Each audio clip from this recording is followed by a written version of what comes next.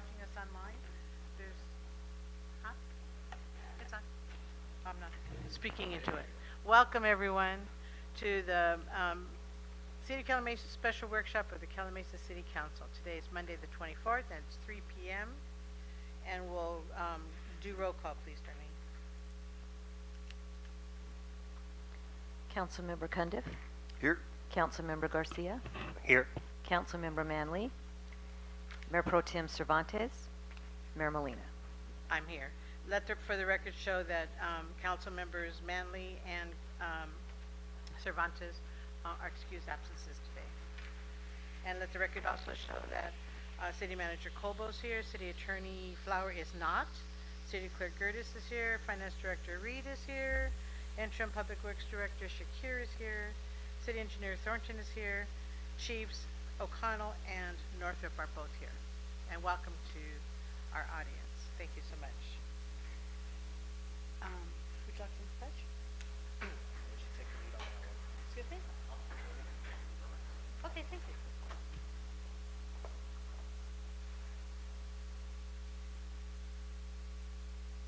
Oh, you want me to do it? Okay. Join me in honoring our flag. I pledge allegiance to the flag of the United States of America and to the republic for which it stands, one nation, under God, indivisible, with liberty and justice for all. At our Lions Club, we sing America the Beautiful or God Bless America, so I don't have the voice for that. So luckily, we're not going to do that today. Okay, so if anyone is I guess we should go back in order. I'll take a motion for approval of the agenda. I make a motion that the agenda is approved. So for the agenda, is this including what we're going to be covering over today? This is the agenda. Okay. So any questions, anything like that, is this the right moment to talk about the agenda? Right now, I just need a second to approve the agenda. Yes. No, that'll be after the presentation. Oh, okay. Just to approve the agenda, like the item. Oh, okay. All right, sounds good. So I'll second that. Thank you. All approve? Aye. Yes. Aye.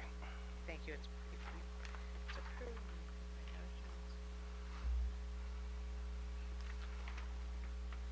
Okay, are there any communications from the public? Any comments will be only on the agenda item today, nothing else?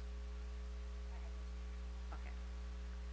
Okay, so we'll move forward then with our workshop item, a review of the fiscal year 25-26 capital improvement plan budget for the city of Calimesa. Thank you, Madam Mayor. So let's dive right into it, and this is a presentation overview.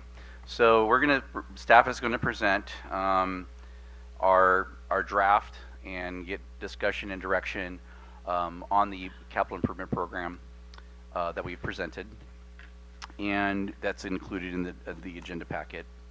I do want to note that if we have questions on specific projects as we talk about them, we don't have a slide for every single project that's included in here. So if there's any questions that you have on items that we don't cover, I'd like you to wait to the end. If you have a question on a specific project that we're on, you can ask that question at that time. And if there's anything that's not included that you would like to see or at least discuss amongst you, that we wait to the end as well, because we're going to have some data and kind of give you an idea of where discretionary funds are based on our presentation. So I think for that kind of discussion, it's probably best to wait to the end so you see the whole presentation, and then we'll take questions on that. But if you have a specific question on a specific project that we're talking about, that would be the time to ask it. Okay. Are we in agreement? Okay. Thank Okay. So let's dive right into it. The budget is presented on a 5-year planning horizon. This is partially due to it's for prudent planning, but also it is a mandate from specifically from RCTC through Measure A. They require a 5-year CIP as part of their program. And so 5 years is typically the standard. In other counties, sometimes that standard is 7 years. So you'll see cities present a 7-year capital improvement budget, but usually they'll focus in on those special countywide transportation measures. So But this is just a planning document. So the only thing that the council would appropriate is funds for fiscal year 25-26. So anything in the future is just for informational and planning purposes only. And you're not adopting that as a final number. They're subject to change, obviously subject to future direction and future availability of funds, because a number of the funds that you're going to see in here today are based on getting future grants that have not been yet been secured. So we have 22 projects, 22 carryover projects included in this budget.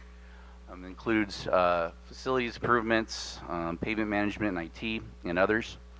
The 5-year horizon is 5-year investment is just over $80 million. 4.5 million of that is in the general fund, and I'm going to show you a slide in this moment that clarifies that even more.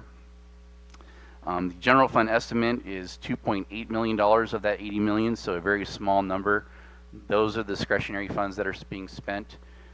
Everything else that's included in the budget are restricted by either external restrictions, grants for specific projects, things like that. So, you know, there may be members of the public that misunderstand, like, why are you spending X number of dollars on this project? Well, it might be because we've got a grant for that project, or it can only be used for this type of project, things like that. So, you know, development impact fees for parks can only use for parks. You can't use them for streets, those kind of things. And you can't use DIF funds for pavement management. You can only use it for expanding capacity. You cannot use those monies for fixing existing pavement. The estimated carryover as of February is $43.4 million. This number is subject to change because obviously there are ongoing projects and some of those funds will be spent between now and the end of the year. But these are for projects that we anticipate will exceed, that will go beyond the end of this fiscal year. So as part of the budget, typically what happens is that the council automatically approves the carryover of existing project funds unless we're directed not to. But typically we have contractual obligations that requires us to take those funds into the future. Will, just Yes. for clarification for our new council persons, when you say for the year, the end of the year, it's our fiscal year? Fiscal year, yeah, June 30th. For the fiscal year into June 30th, yes, that is correct. So this is just kind of a visual overview of the spending for 25-26 specifically. I do want to point out that, and actually I'll point it out on the next slide. So the vast majority of new spending for the fiscal year is in the storm damage category. That's going to be for our Calamasa Creek project. We got additional funding through the Riverside County Flood Control District, Zone 5.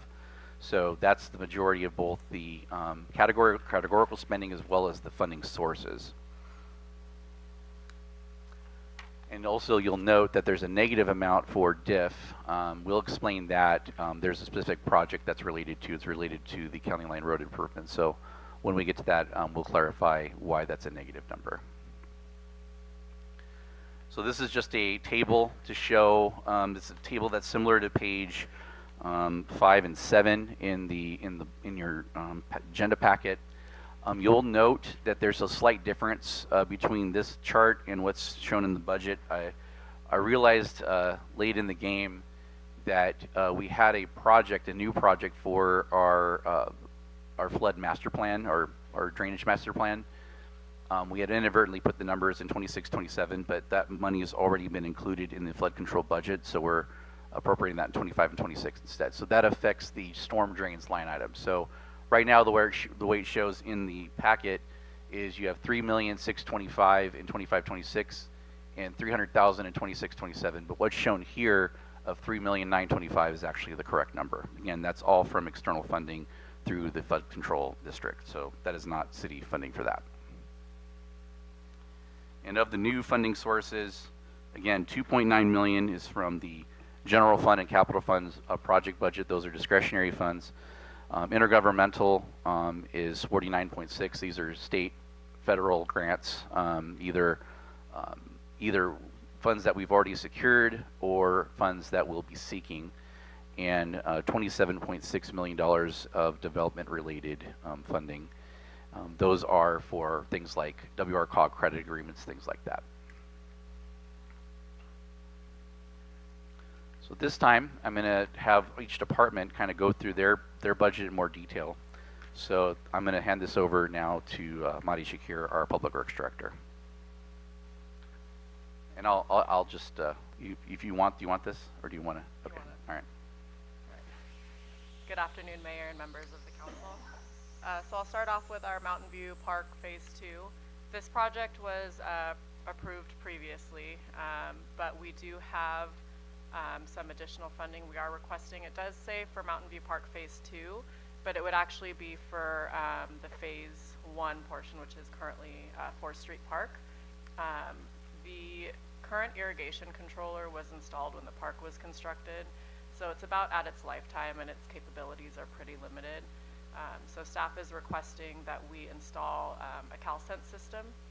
So there are many benefits to installing this type of system for water efficiency.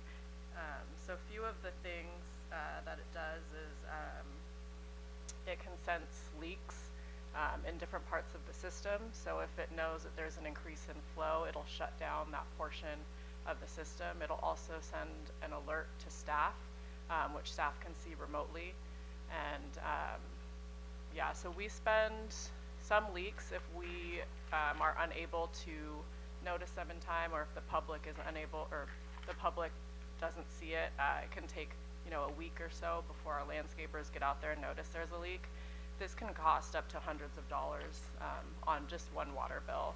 So this this program is really helpful in making sure that we are keeping our water sustainability efforts going. Yeah, I just want to add on that too for CalSense. This is a product that was used in a previous city of mine as well. And another thing that it does, it has a lot of, it builds weather forecasting into it as well. So it does do that as well. I was just going to say that. And a portion of that is a 10-year data plan that is specific to each location. So if we wanted to implement this anywhere else throughout the city, we would have to do an additional data plan for that location. Oh, and then I'll just give an update on the Mountain View Park construction. So as most of you can see, we have started construction over there. We are slated to complete construction in October, and we have the modular restroom building coming next month. It'll be about a 2-day setup and install by a public restroom company.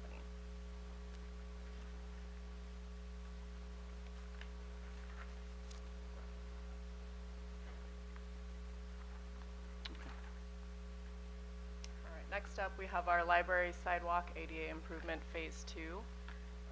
So in 2017, the city developed an ADA transition plan, which is required by the American with Disabilities Act. We are also required to implement this plan every year, somehow either by showing that we are setting aside money to implement projects or by completing projects. So this project will help satisfy that requirement. So this will be going in front of the new library construction. We will be installing an ADA ramp as well as removing and replacing the current driveways. And next we have the $13,000 yard steel structure. We are requesting this, as some of you may know, we have very limited yard space in the back of our City Hall complex.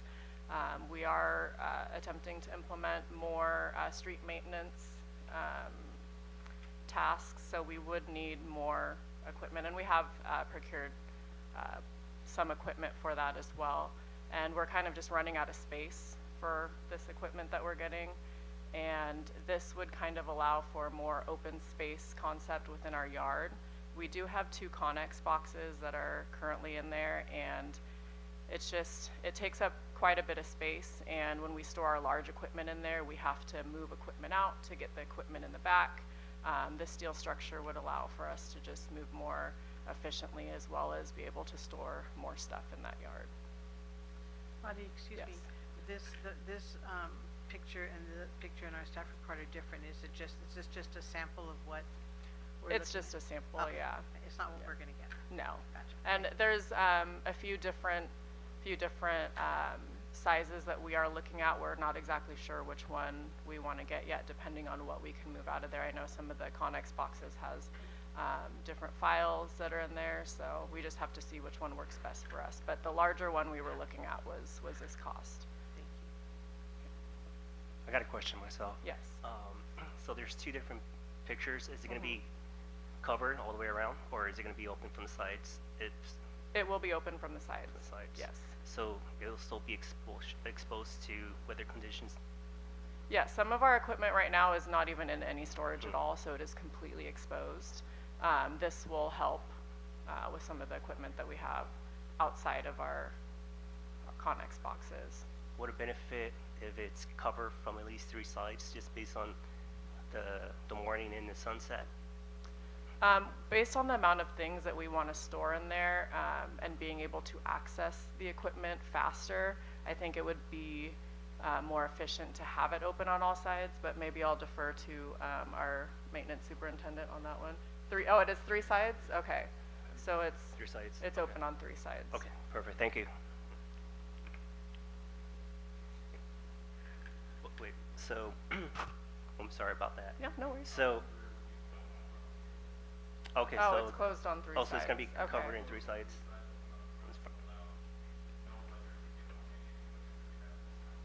Okay, sounds good. Thank you. Thanks, Kyle. All right, and then we do have 2 vehicle replacements. Right now we have a 2009 Ford Ranger for our COP vehicle. This is a hybrid vehicle, and as you know, hybrid batteries only last so long, and you do need to consistently drive them to make sure that the batteries are not dying. And with the amount that COP is actually driving them right now, our staff is having to go around and just drive the vehicle around just to make sure that we're getting those miles on there. Each time we do have to take it in when the battery dies, it is a few $100s plus the cost of towing. And yeah, it's just replacing the battery is also a substantial cost. So we're proposing purchasing the current vehicle is a Ford Escape. We would like to purchase a new Ford Ranger to replace that vehicle. And I just want to add, this has been a subject that we've talked with the Sheriff's Ad Hoc Committee about quite a bit. The COP program in general, and this vehicle in particular. And so what we're, obviously I think one of the things we have to be considerate of, we do have other pool vehicles that they could potentially use, but we want to make sure that those vehicles have high clearance, because depending on where they have to go, could require that, depending where COP may need to go off to, and also who's driving the vehicle. So that's also another motivation for this particular ask. But as we continue to have those conversations with the Sheriff's Ad Hoc Committee and bring different, I think at some point there's going to be a report back to the full council about kind of those discussions we've been having. I don't know if you want to add anything to that, Councilmember Cundiff, who's a member of the committee. For the COP? So, as it We don't need to get into like the whole Okay. thing about it, but just maybe the vehicle part. Yeah, I mean, as they outlined, the vehicle is kind of an issue, not being driven as much. And then it's our understanding that staff would have to drive the vehicle at times when the COP is not there, just to keep the vehicle charged and going, which takes away from their time, so I think that's about all I want to add to that. So is the replacement vehicle going to be a gas It will be a gas, Yes. yes. and 4-wheel drive? Probably not 4-wheel drive. I don't think that'll be necessary. And then for me,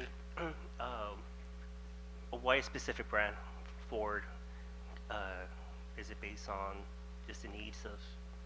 Yeah, so we looked at a few different, or I think 2 different models.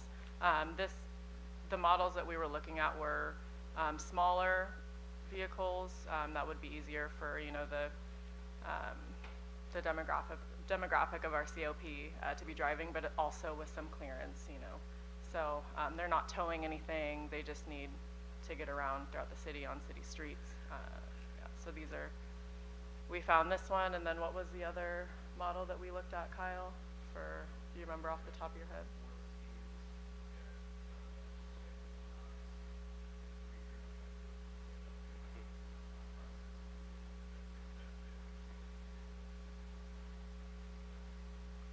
And then maintenance-wise, was it cheaper as well too? We did, no, go ahead. Well, I think we were getting, I think Yeah, you wanna?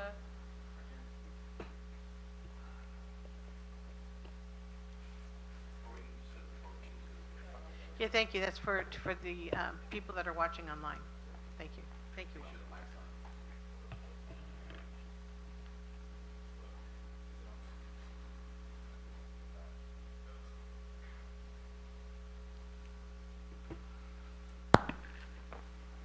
Hello? Okay.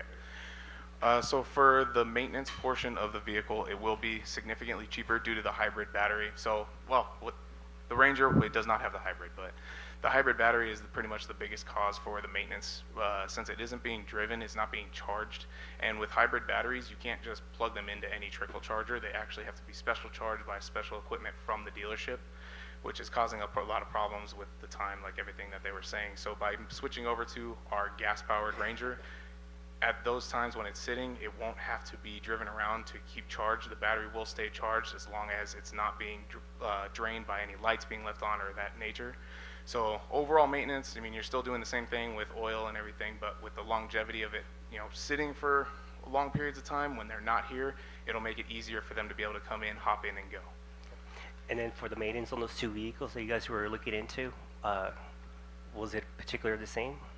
Almost all the vehicles, they are all the same depending on if it's four-wheel drive or not. You will still have to do your regular maintenance of 5,000-mile oil changes, tire rotations, and rear ends or differentials. They're all pretty much standard across the board.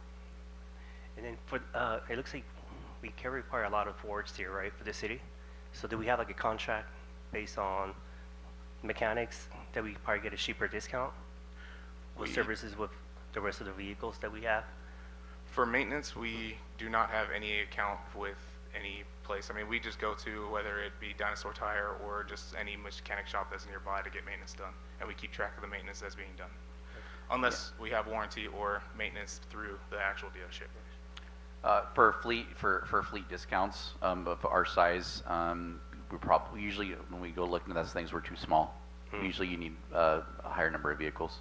Usually they kick in about between 25 and 30 before you start getting volume discounts. Before it gets discounts, okay. All right, Will- thanks. Thanks, Kyle. Will, as far as the timeline for replacing that, because I know there was some things that we discussed in that ad hoc meeting. Yes. How soon are you looking to replace that? We're, you know, again, it'll be included with the budget, so July 1st would be the very minimum, but, you know, that timeline could change based on our conversations with the committee. Okay, there we go. Thank you. All right, so the next is the Ford 350 Crew Cab. Right now we have a 2011 Dodge Crew Cab that is actually in the shop again. In the past 2 years, we've spent about $23,000 on repairs for this vehicle, and we do have a lot of downtime with this vehicle being in the shop. So we do need to get a replacement for it. And we are looking to upgrade the size because we do need extra towing capacity for our asphalt trailer and our skid steer. And so right now, right now we have a Chevy and we have the Dodge 2500. The Dodge 2500 has 5.75 tons of towing capacity and the Chevy has 7 tons. If we need to tow our tilt trailer with the skid steer on it, we need 8 tons of towing capacity. And then if we have the hot patch trailer completely filled with asphalt, we need about 6.75 tons of towing capacity. So that's why we are recommending purchasing the Ford F-350 Crew Cab to replace the 2011 Dodge Crew Cab.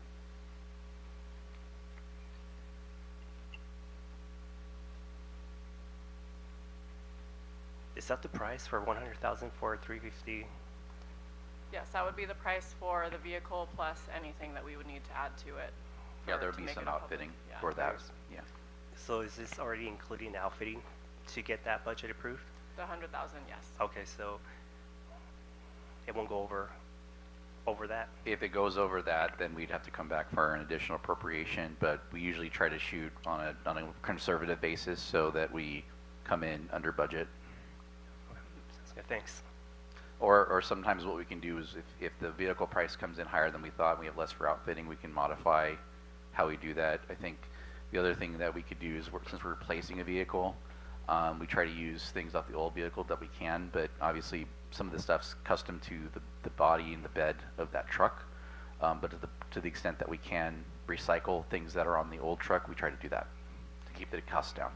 And then, are you guys thinking about purchasing these two vehicles at the same time, just to get hopefully a discount? We could look at that. We typically will call around for several vehicles, and the state also has, although it's become much more difficult over the last few years, is trying to get fleet discounts through the state of California, through the Department of General Services. They usually do an annual bid. Because of the shortages of vehicles we've experienced over the last few years, getting those has become much more difficult, but that used to be basically the standard. And sometimes that's why you'll see like a lot of vehicles in this area that are government vehicles that'll have like license plate frames from like Sacramento or something like that, because they'll do a bid statewide for a certain type of vehicle, and so they would secure the best pricing. So in our case, if those aren't available, the next step we do is we look at several dealerships and we try to get the best price that way. Okay. And then I would like to add, in 2027, with the regulations, we are required to start procuring all electric, medium, and heavy-duty vehicles. Right now, there's nothing out there, so we have to, in 2027, if we did want to purchase at that time, we have to make the case that we tried to look for something and nothing was available, and so I just wanted to give council a heads up on those regulations as well.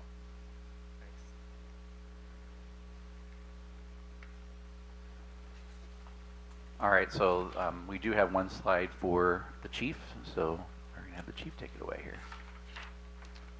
So this year before you, in fact, good afternoon, Madam Mayor and council members. So the vehicle before you we'll talk about today is the replacement of Calamasa Squad 1. It's a 2005 one-ton 3500 Chevrolet pickup truck that's been in service. It was acquired as when we purchased it.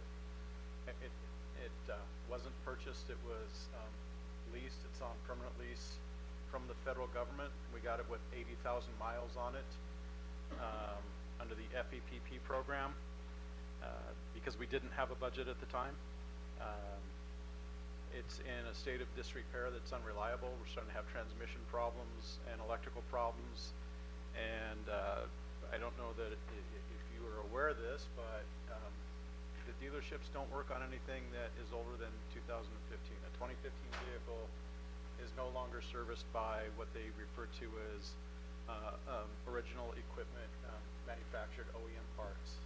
So getting the vehicle fixed when we have minor mechanical issues, etc., it's a challenge. So we're asking to replace this 2005 vehicle. We're going to go from a 1-ton, and I'm looking at possibly going down to a half-ton or a 3/4 ton, depending on what supply and demand looks like.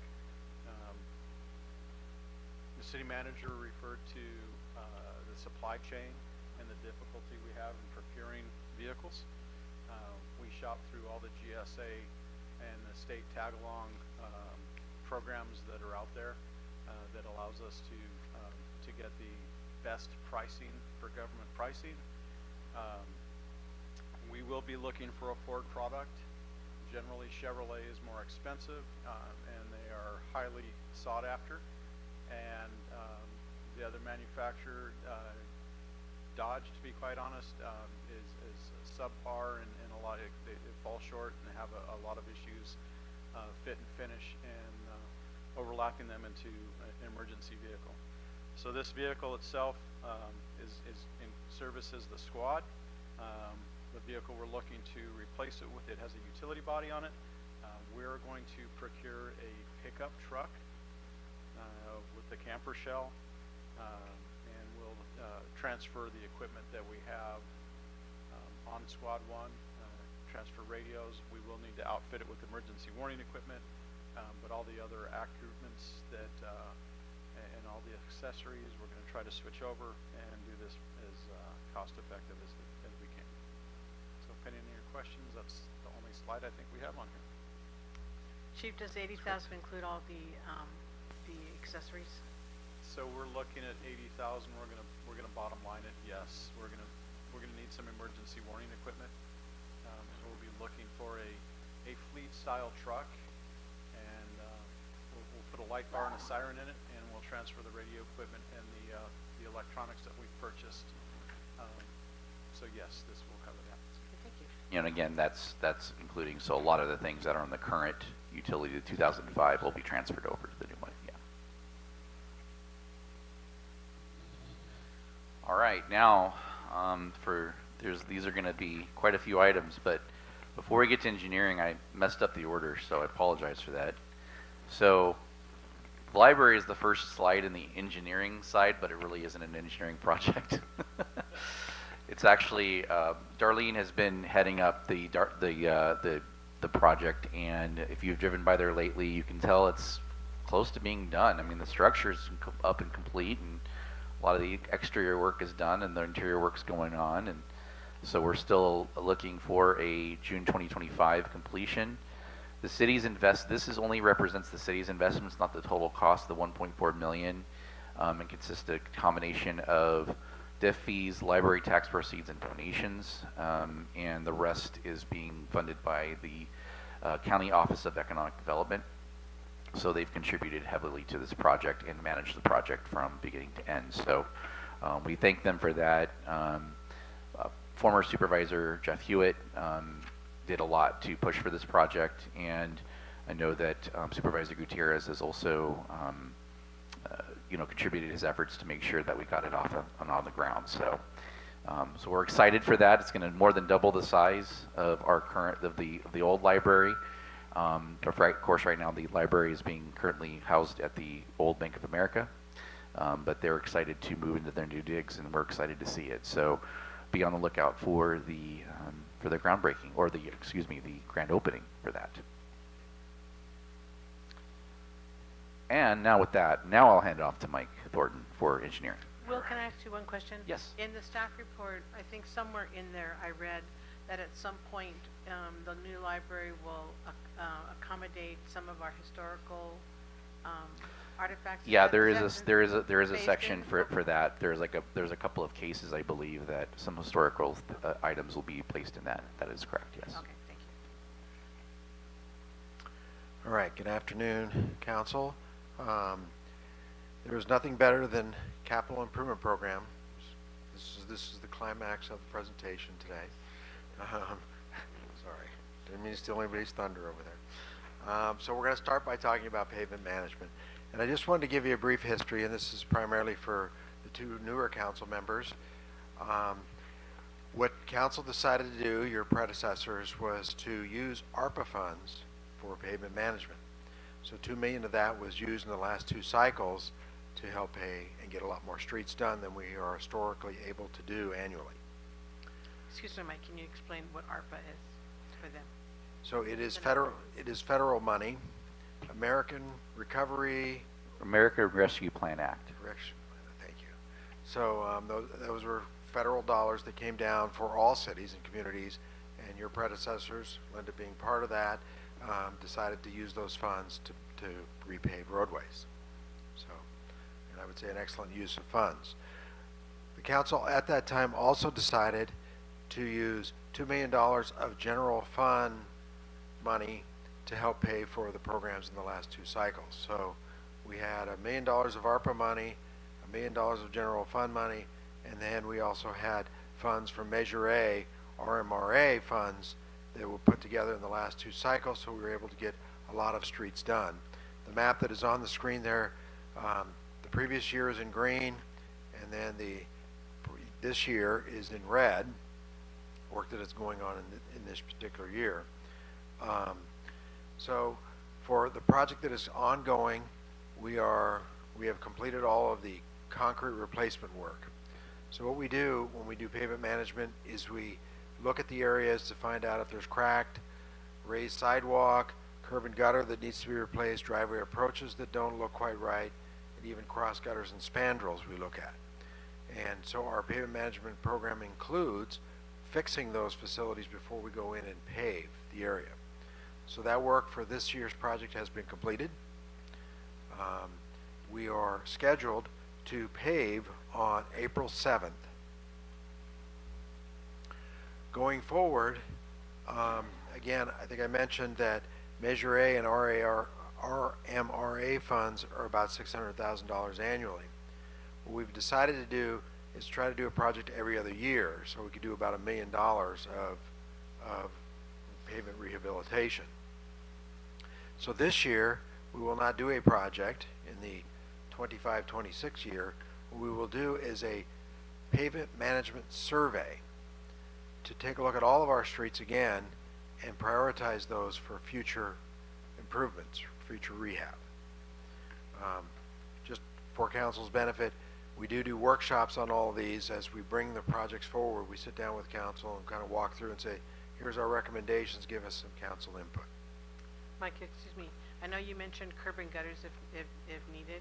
What about asphalt berms? If they're in need of repair, do you also repair those? Anywhere where we're doing pavement rehab, those will be included. Perfect, thank you. Okay. In addition, as part of the survey work that we're going to do, is we are going to identify all private streets. So last year, B Street was one of the streets that we had looked at. It was very, very poor condition to include in the program, and then we learned it was a private street. So we can have spend public funds on a private street. And to clarify what a private, maybe Mike, you can expand on this, but when we're doing a survey, what that means is that we're looking at, were these streets accepted for maintenance? Excuse me. So anything that's considered a city street was accepted for city maintenance. There are a couple of examples in the city that are true private streets. They're not even public right-of-way. Those include JP Ranch, Oak Hills. Those are the two examples that the two prominent examples we have. So gated communities, typically those streets are not even public right-of-way. They're actually fully private streets that are privately maintained. And then there's another category of streets that typically, there may be some exceptions to it, but typically are streets that were constructed when we were still unincorporated, that were not built to county standards and never accepted for county maintenance. When we became a city in December 1st, 1990, we inherited all the county maintained streets. In order for a street to become maintained under a city or a county, the governing body of that county or city must adopt a resolution accepting those streets for maintenance. So there are examples of streets throughout the city that were not built to county standards and were never accepted into county maintenance, and therefore they weren't accepted into city maintenance as a result. Can I ask why? Was there any reason that there was not anything adopted to make those part of the city's responsibility? So at the time of development, a decision is made as to whether a street will be public or private. And it would depend on the scope of the work that is being done. So many times, developers trying to do things maybe on the cheap a little bit say, hey, we don't really want to pave that roadway to county standards at the time. So they would do kind of a substandard paving job and let the street remain private. Right, so now that they belong to us, those streets, as of 1990, has there been any? Well, they don't, the right-of-way may belong to us, but the maintenance was never adopted for city maintenance because of those issues. We have a certain standard, certain thickness, certain, Right. certain characteristics of a street. If you accept those, you'd have to bring them up to our standards. Okay, so we would have to tear it all up essentially. Correct. And redo it. Correct. Okay, Yes, exactly. that's my Because, answer. Okay, and I got it. and the reason for that is essentially for liability purposes, right? So Right. if an accident happens on a substandard street that we accepted, we have potential liability for that as well. So that's a big reason that you don't accept streets that are not to city standards. But we are willing to patch or fix some of them. If it- Only in a very emergency basis. It's usually Right. on a case-by-case basis. We try not to make that the practice unless there's a health and safety issue. Yeah. Other than that, it's a bad precedent because there's going to be an expectation that you're going to do that everywhere. Got it, thank you. Okay, if there's no more questions on paving, we will move to the next I got slide. one, Mike. On this pavement management portion of it, when repaving, are we going to be considering going into 1.5 or 3 inches deep down on the pavement to to do some of these streets?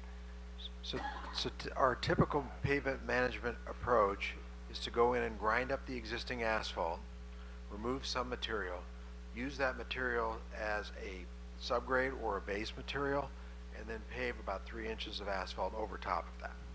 Okay, so that will actually avoid what we see right now with just a black layer of that top, and then they get faded over time.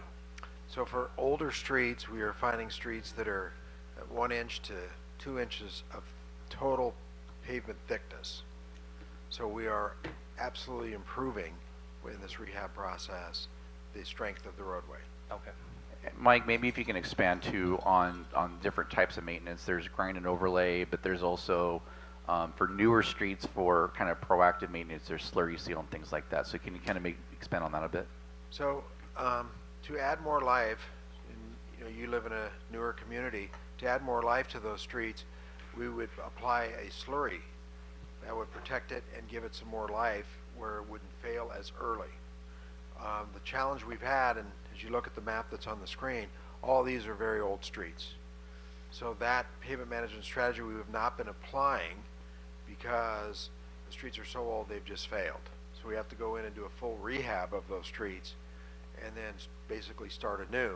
As we get more of these done, the pavement management strategy that Will is describing really makes sense because it extends the life and it is much more cost effective overall to do slurry.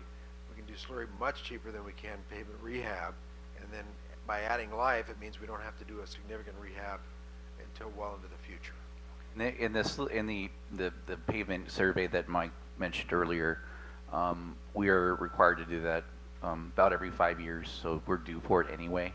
And what it does is it assigns what's called a pavement condition index for every stretch of street, and you can use that index as kind of an indicator of which streets are in most need for rehab. I think what the scale started at 40. 40. And it goes 40 to 100, and so they go through and they actually drive every segment of street. But the reason we do want to do that survey also to identify which streets are in city maintenance and which ones are not, so that we're only going through and doing the PCI for city maintained streets. So. And this is including the line marks too of those roads during the pavement management. Say that again. The line marks, like the stop sign lines, Yeah, the yellow lines. After we do pavement management, those should be replaced, yes. Well, maybe it might be helpful to the new council persons if we refer them to the meeting where we had all the explanation of how we came up with the grades and a year or two years ago? Yeah, might there be was helpful I for think the background. first time that we did it was back in I think 2021, I want to say. That might be helpful for them Yeah. to get background on how we come up with the grades and how the council came to determine the priority. That might be helpful to you. If we could provide them with that, how to get that information. I think later on, ultimately, and for maybe the entire council, we can do kind of go out to the field, and especially maybe after the survey is done, and then we can take you around and show you what does a 50 street look like versus a 70 street versus a 100 street, so you can go out and see the differences and kind of get a visual, because one of the things that ends up happening is we had, like Mike said, we have workshops to determine which streets are actually going to get paved. Obviously, we use the data as our first source of figuring out which ones are in the most need, but then ultimately you'll have members of the public come out and say, I want my street paved, and that was actually an effective strategy for some of them. Some of them got on the list because of that. Ultimately, what happened was because maintenance has been a difficult thing to do, and it's one of the reasons that we're saying we do a project every other year is you want to get economies of scale. Trying to do a project for $600,000, a lot of that's going to be eaten up in overhead, and you're going to end up having a higher per unit cost. The more you can do at one time, the lower that unit cost becomes. So you get more bang for your buck, essentially, right? But because of the condition of our pavement, we have to prioritize even the lowest quality ones because there's more low quality roads than we actually have funds to redo. So that's the reality of it. So sometimes someone's street may be on the list, and yeah, they're in worse condition. They just weren't selected, so they maybe get selected. It's not like they're bumping something that's of lower quality. not necessarily, so. Thank you. Okay, so we'll move on to the next slide. So the Cherry Valley Boulevard interchange, we have been working on this project since about 2018. I just kind of wanted to give you an idea. It does have a long list of funding sources there, but I kind of wanted to break those down a little bit more for you. Funding sources for the Cherry Valley interchange include a Beaumont WRCOG settlement agreement. For those that may not know, Beaumont left the WRCOG dump program. They were sued. They settled. As part of that settlement, $2.1 million was designated to this interchange. As you know, and I think you guys are very familiar with this, but there's a lot of houses in Beaumont that use this interchange. It's a $75 million interchange, so $2.1 million doesn't seem like it's quite the fair share that it should be, but that is what the settlement agreement included. In addition, for a project that is located to the east of here, it's called the Sunny Cal project in Beaumont. The city challenged that project from an environmental standpoint and received $1 million contribution toward the interchange. We also worked with Representative Ken Calvert's office 2 years ago, and he contributed through an earmark about $2 million to public right-of-way acquisition. What's been paying for the project to date is Summerwind project, which did a TUMP credit agreement, and that will contribute up to around $6 million toward the project. Two others that I'll just mention: the Shop Off project that is located east of the interchange, the big warehouses there. They contribute about $700,000 to the project, and the city was successful in acquiring a CMAQ grant for about $700,000. So it gives you an idea of the patchwork quilt funding sources that the city has been assembling to get the project to where it is today. But we certainly do need a lot more money, and I'll explain that as we get into the project a little bit further. So what we've completed to date is what's called this project study report step with Caltrans. That was completed, I'm going to say, around 2019 or 2020. We moved on to what is called the project approval environmental document step. We recently completed that in 2023. So we have an environmentally approved project. We are now working on plans, specifications, and estimates, which we anticipate will be done toward the end of this current calendar year. At that point, our project will be sort of shovel ready. I say sort of because depending on right-of-way acquisition requirements, when we get to the final design, there may be some additional right-of-way that we have to purchase before we can say our project is shovel ready. As noted in here, Calamasa Boulevard realignment that you see that's kind of curved there is a separate project, and we will talk just a little bit about that as part of the separate project because this is what was originally proposed. However, it had some challenges with it that we did not identify initially that came forward as we moved into the plans, the design portion of the project.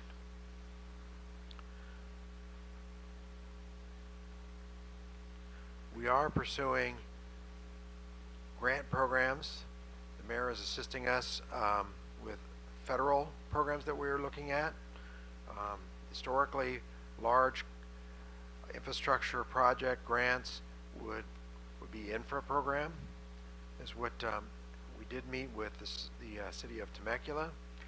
They did receive an infra grant to do their French Valley Parkway project, and so we went and visited with them, and they were very forthcoming and told us this is what we did to make it happen. So we were trying to learn from others' successes to help us pursue these federal funds.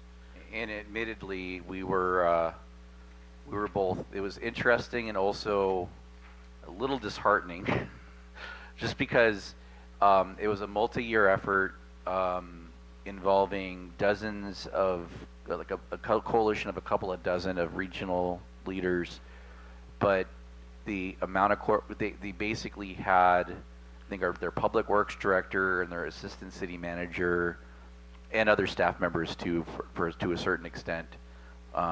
You know, both of them were probably working on this basically full time, just dedicating their time to coordinating meetings and writing letters and advocating and lobbying. And they created a video with all this dark music, and I just took a look at the video. I'm like, it was pretty well done. It really got the point across about how it was, and they were sharing a story with us just real quick. When Ken Calvert was also was instrumental into their success as well. But one of the things they shared with us was they were going to have the ceremony on a parking structure overlooking the freeway at about 3:30 in the afternoon. If you've ever driven through Temecula on the 15 North at 3:30 in the afternoon, you know how bad the traffic is down there. Well, apparently, right before the ceremony, there was a big giant accident about a mile south, which was blocking all the traffic, and so there was no traffic at that site at all. And then so Ken looks at him and goes, "Where's all the traffic you guys from?" And he goes, "Like, no, it's normally there, I promise." So that was an interesting story. So anyway, but yeah, it's a big lift. It's one we're willing to take on because this is an important key element for our city. But it's gonna be difficult, and we're gonna do our best to get there. We've got a good team in place. We've got a good federal lobbyist, and we've got a good member of Congress that knows how to get these things done. And he has a relationship with the Department of Transportation Secretary, which also helps as well. So those relationships in Washington matter a great deal when we're talking about funds like this. But it's also going to be a matter of looking at what transportation programs are going to be available, right? Because there's going to probably be some changes to that. There is a renewal of the what program that's coming up, the Surface Transportation Program. Yeah. Surface transportation, not the infra program itself, because that's an annual, but they do surface transportation bills, I think every 6 years. Yeah. And it's coming up next year, so our lobbyist has brought it to our attention. So earmarks, just a little bit of education on earmarks is, earmarks historically are kind of a low number. $5 million is a lot of money, but that's kind of a low number. When we come and say we need $75 million, you either have to compete for it or you have to get it into the transportation bill itself. So our lobbyist is bringing it to our attention that there will be an opportunity next year to get those kinds of projects written into the bill. And that's why having our projects shovel ready is important, because it makes them more competitive. That's probably, that's usually the single biggest factor is, are you ready to build? And we want to be able to say, yes, we're ready to build. As soon as you give us that money, we're moving. So that'll help for that a lot. Because we're, especially at least in the pass area, we're probably the closest as far as interchanges go than any other city is. Everybody else is either in PA and ED or even before that. So we're well ahead of the curve of the rest of our neighbors. So if there's no more questions on Cherry Valley, Actually, do Mike. On page 16, I think that's page 16 on the agenda, and page 23 on the agenda, the Calimesa Road connection that connects on Cherry Valley looks different. Is it just the drawing on it? when we get to the next slide, I will be able to explain why there's a difference. But this is our conceptual layout that was approved by Caltrans as part of our environmental document, which included Calimesa Boulevard realignment as a curved roadway. And again, I will explain why that no longer works. So next slide, please. Now this is that project, Calimesa Boulevard realignment. And as you can see, the curve is gone, and now we have a T intersection. And the purpose of that is our roadway for the designation that is required. We were unable to make the alignment have a large enough radius to comply with that standard. So it's very difficult. The north-south dimension is very, very short to make a horizontal curve work.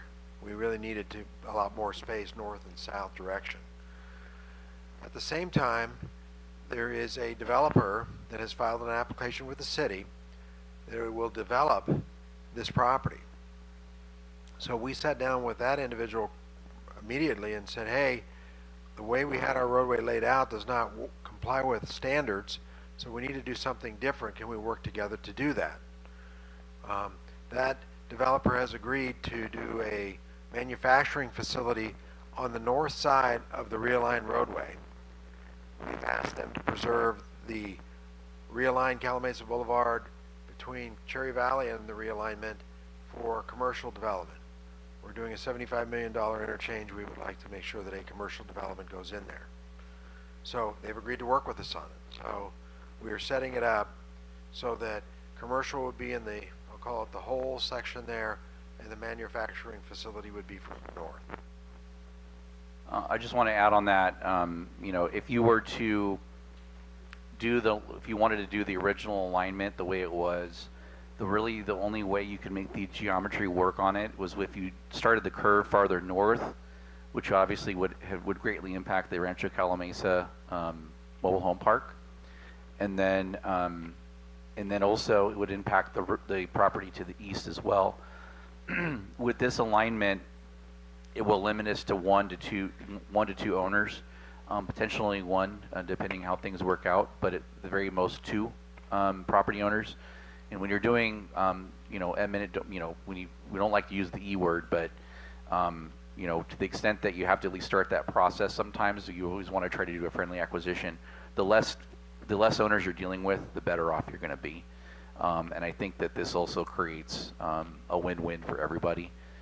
There's also, you know, not to get into too far into the weeds or anything, there are some drainage challenges in this area as well. So this alignment also helps resolve those issues as well. For the potential developer? For everybody. Okay. For us too, because we're building a roadway through here, and Right. that would either way would impact the waterway. So we would have some impacts anyway. Okay. But then also it would help the developer. But if it's helping the developer, then there's things that that's leverage for us to negotiate as well. Perfect, thank you.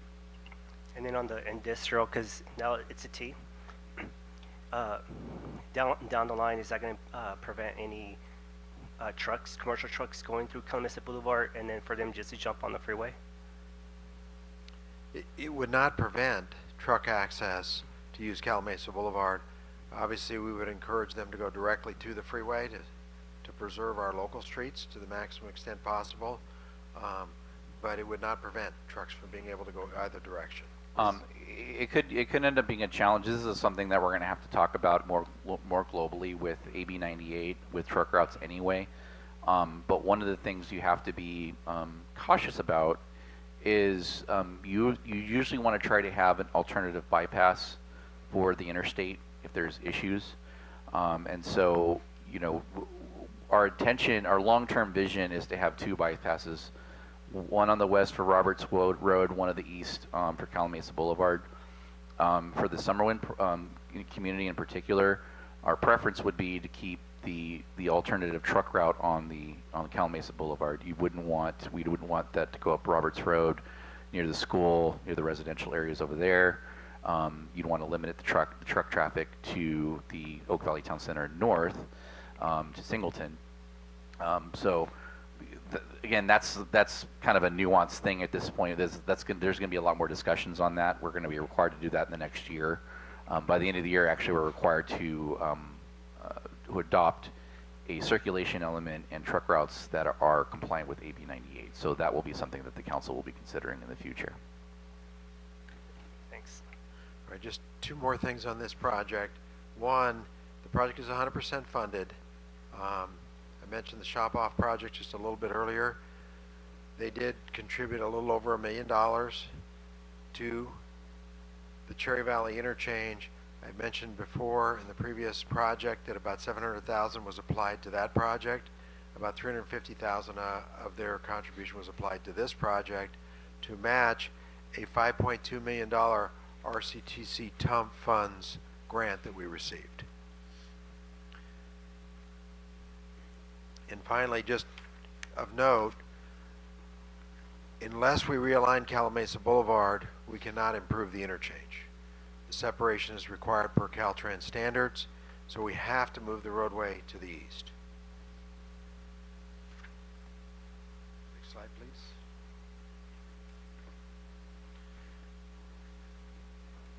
So the Singleton interchange, just a budget overview first. We have received through the TUMF, WRCOG TUMF zone program, about $8 million toward the project. Project isn't quite shown right here because the project does require realignment of Calamasa Boulevard for all the same reasons I described at Cherry Valley. We have to have proper separation so that the influence of that intersection does not influence the interchange operations. On that, Mike, I'll just point out on page 22 of the agenda packet, the drawing with the realignment is shown. So what's in the agenda packet is probably the most up-to-date visual on this project. To fully fund the project, last year we requested a $5 million earmark from Ken Calvert. He did program that earmark. Because of the way that the budget was approved this year, all earmarks were lost. He has reached out to Will just as recently as today and said that Congressman Calvert will again approve our project. All the earmarks that he approved last year, he will put in again for this year. So Yeah, he told us that every city and agency that got an earmark last year, he's going to put those in first. So he said, since the office called us and said, since we got one last year, you're automatically going to get one this year. They just wanted to make sure, is it something is it the same one, or do you want something different? I communicated to the council earlier about this. We need this project. We need this $5 million for this project to go forward. It's a very critical piece of infrastructure. If anything else, for economic development purposes, but also to facilitate the construction at Cherry Valley Boulevard. With that interchange being under construction, there will be some impacts, and so having that alternative will be critical to making sure that traffic can flow. So just a couple things about this project. Perhaps, Will, you could add the fact that we're not just working with Ken Calvert's office, we are also working with our two senators, federal senators' offices. They've done a call for projects, and we have put in the necessary paperwork to ask them to consider this project as part of their slate of projects. As you know, they represent 40 million people. How many cities? 483 cities. 483 cities. So getting on their list is going to be much more difficult than getting on Congressman Calvert's approved list. So that said, the Calamasa Boulevard realignment at Singleton is a project that we've completed design. We do have to do right-of-way acquisition. Just a couple things came up, of course, as we were working our way through this. One, the developer who was helping pay for this went into bankruptcy, so that kind of slowed our process down. His consultant that was helping us process our project with Caltrans at times was, I'll be careful, at times maybe causing more harm than good, so we asked her to kind of step away and let the city pick up the ball at this point. So we're processing with Caltrans to get the 2 missing ramps constructed. At the same time, we're doing a separate project to realign Calamasa Boulevard, which will likely happen, if not this current fiscal year, early in the next fiscal year, after all the right-of-way is acquired. Again, that realignment is paid for. It's part of the $8 million budget that we already have in place. We do need the $5 million to construct the missing ramps. Yeah, and it's a separate project for phasing purposes, but for budget purposes, it's all one thing. So the $13 million is both the realignment and the missing ramps together. So any questions on that one before we move on? I do, Mike. That bridge on Singleton, is there down the line in the future of expanding that bridge based on development going in there? So the answer is yes. It has to be widened. It does not have sufficient capacity to provide into the future development capacity. So yes, we do. My first thought is I would just like to widen the existing bridge and not have to reconstruct it. We learned a lot processing the Cherry Valley interchange project with Caltrans that we are trying to apply at other interchanges. And then those two entrance on the freeway here on the slides, they kind of look like S's. Those are not turnarounds, right? Those are just S's are traffic signals traffic signals. Okay. that are proposed there. Yeah, those are just regular intersections. Okay, so they're just stop. Yeah, yeah. Probably Thanks. should have used a TS there and not just an S. Yeah, the roundabouts would require a lot more room than that's shown there. And again, to Mike's point, we'd want to keep this as a traditional diamond interchange and just expand the bridge and then be done with it. That's kind of the goal with that. We won't, in order to make sure that we get this going forward and getting this complete, our plan is to, when this construction is complete, as soon as it's done, start that process with Caltrans to start actually the ultimate improvements which would be to build that bridge. Thanks. All right, unless there's more questions on this one, we will, next slide. So Sandalwood is in our list of projects. Just a little bit of background on it. The Mesa Verde project that was approved, I'm going to say in 17, it was approved in 17, required the developer to do improvements, full interchange improvements at Sandalwood. It was a condition of approval of his project. Okay, he would be subject to reimbursement because others will benefit from the full interchange improvements, but he was conditioned to do so. That developer faded away, sold the project to a new party. They are trying to process new entitlements, which may or may not be approved. However, the existing entitlements require that this project or these improvements be done at this interchange. Yeah, I just want to make sure that there's some clarity here, because I think sometimes when people see this, they think, oh, the council's already approved things are already done, right? This is, as Mike said, this was a condition of the currently approved project. So regardless of what happens with the re-entitlement application that's under process right now, still undergoing process, they still have to submit, they still have to release their EIR for public review and all that stuff. So there's still going to be a while before it's in front of council for consideration. But irrespective of that, there still is a requirement to reconstruct this interchange. The only thing that probably changes is maybe the capacity and the timing. That's probably the only two things that change.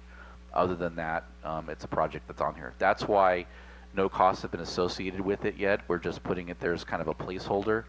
Once we know what they're going to do going forward, whether they have a new project approved or they're going to build the existing entitled project, then we'll adjust accordingly. And again, as Mike said, it's a condition of approval for them to do that. And this is also a TUMF eligible facility, so they could get TUMF credit for this construction. For the ultimate improvements, if there's interim improvements that have to be done, traffic signals added to start with, like there is at Cherry Valley Boulevard, those are not TUMF eligible because those are, for lack of a better term, temporary, just for capacity enhancement, to basically serve as a stopgap measure between the current condition and the ultimate condition. I think the term that the COG uses is throwaway. If they're throwaway improvements, they're not eligible for fee credits. So unless there's questions on, we can move on to the next one. So the County Line Road interchange is the next project that is on our list. I would start by saying it's very, very similar to Sandalwood. It is a project that would be approved as part of a development moving forward so that we would be able to use these TUMF revenues to complete the improvements. That said, however, and I don't know if anybody got off on County Line Road today, but there are signal hits going in, I saw them. so looks pretty good, doesn't it? I was wondering what those poles were for 2 weeks ago. Why are they putting those poles there? So those are pre-interim, which means Did I steal your thunder? I just said I actually discussed that on my podcast. Uh-oh. I guess I didn't watch. So, it's kind of neat. Those are going to go in. They're allowed to stay for, I think, about 12 months. I think, Will? About 12 months is the maximum those are allowed to stay? Yeah, I think Caltrans is between 12 and 18 months.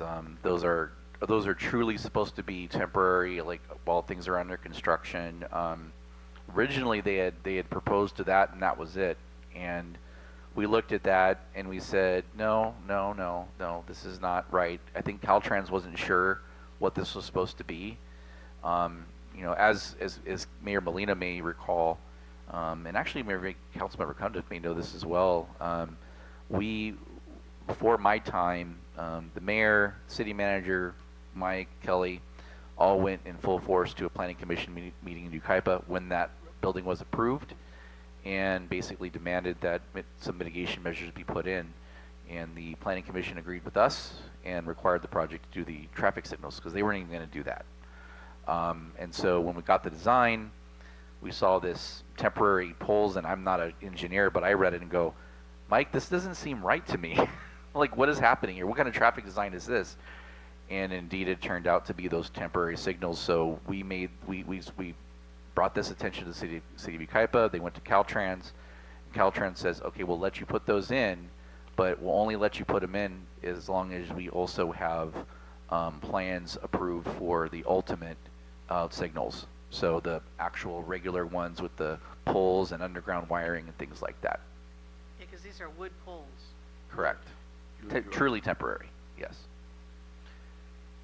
So in 12 to 18 months, we will get more permanent signals at those two locations, and then it will be a number of years before an improvement like you see in the exhibit above would occur. And I like to point out, we're not even in the first phase, which is the project study review Study report.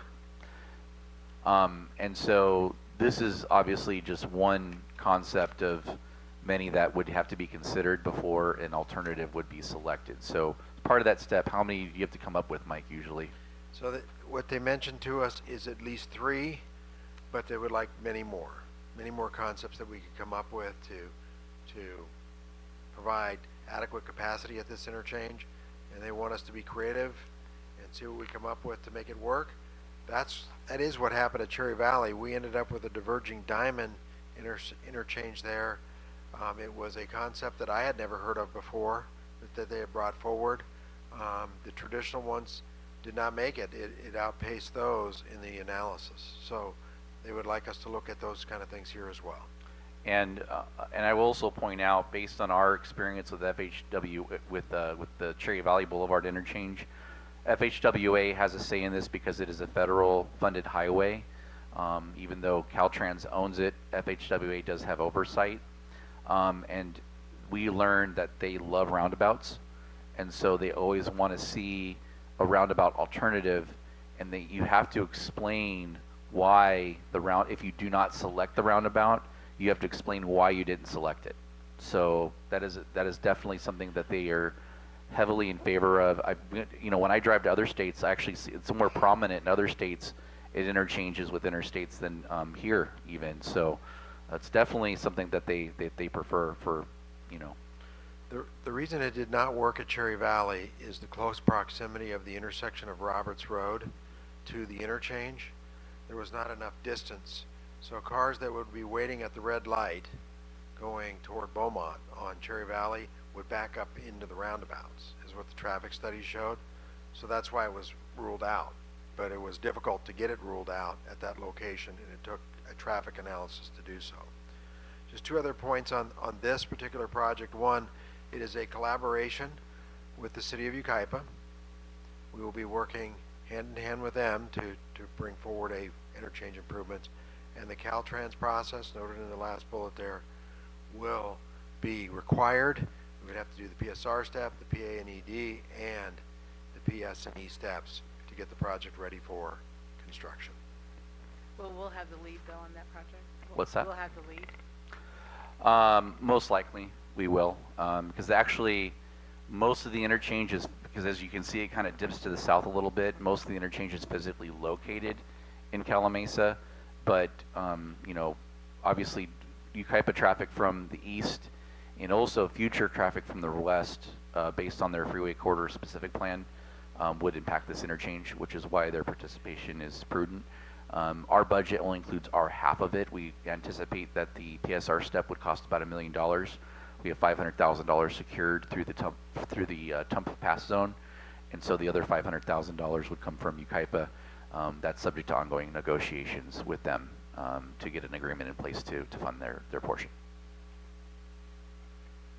So unless there's more questions on that one, we will move on to the next project. Got one, Mike? Just looking at the picture here, is it still going to continue going underneath the freeway, or is it going to go over? It would be as it is today. Our objective with using roundabouts is to not have to widen the roadway under the freeway. We can get more capacity with roundabouts without having to add more lanes. If you use traffic signals, you need double left turn pockets and 2 through lanes and maybe even up to 3 through lanes. And there is not enough room under the bridges that exist today. The big expense of any interchange are bridge structures. So what we're hoping to do with this concept is avoid having to do a significant amount of work on the bridge itself. Yeah, I can see the confusion on this picture because it does look like it goes over the freeway. Yeah, you would have to build it. Yeah, it would be insanely expensive to do it that way. So yeah, it would be in the bridge. Yeah, yeah, yeah. It does look like it goes over. That is true. Yes.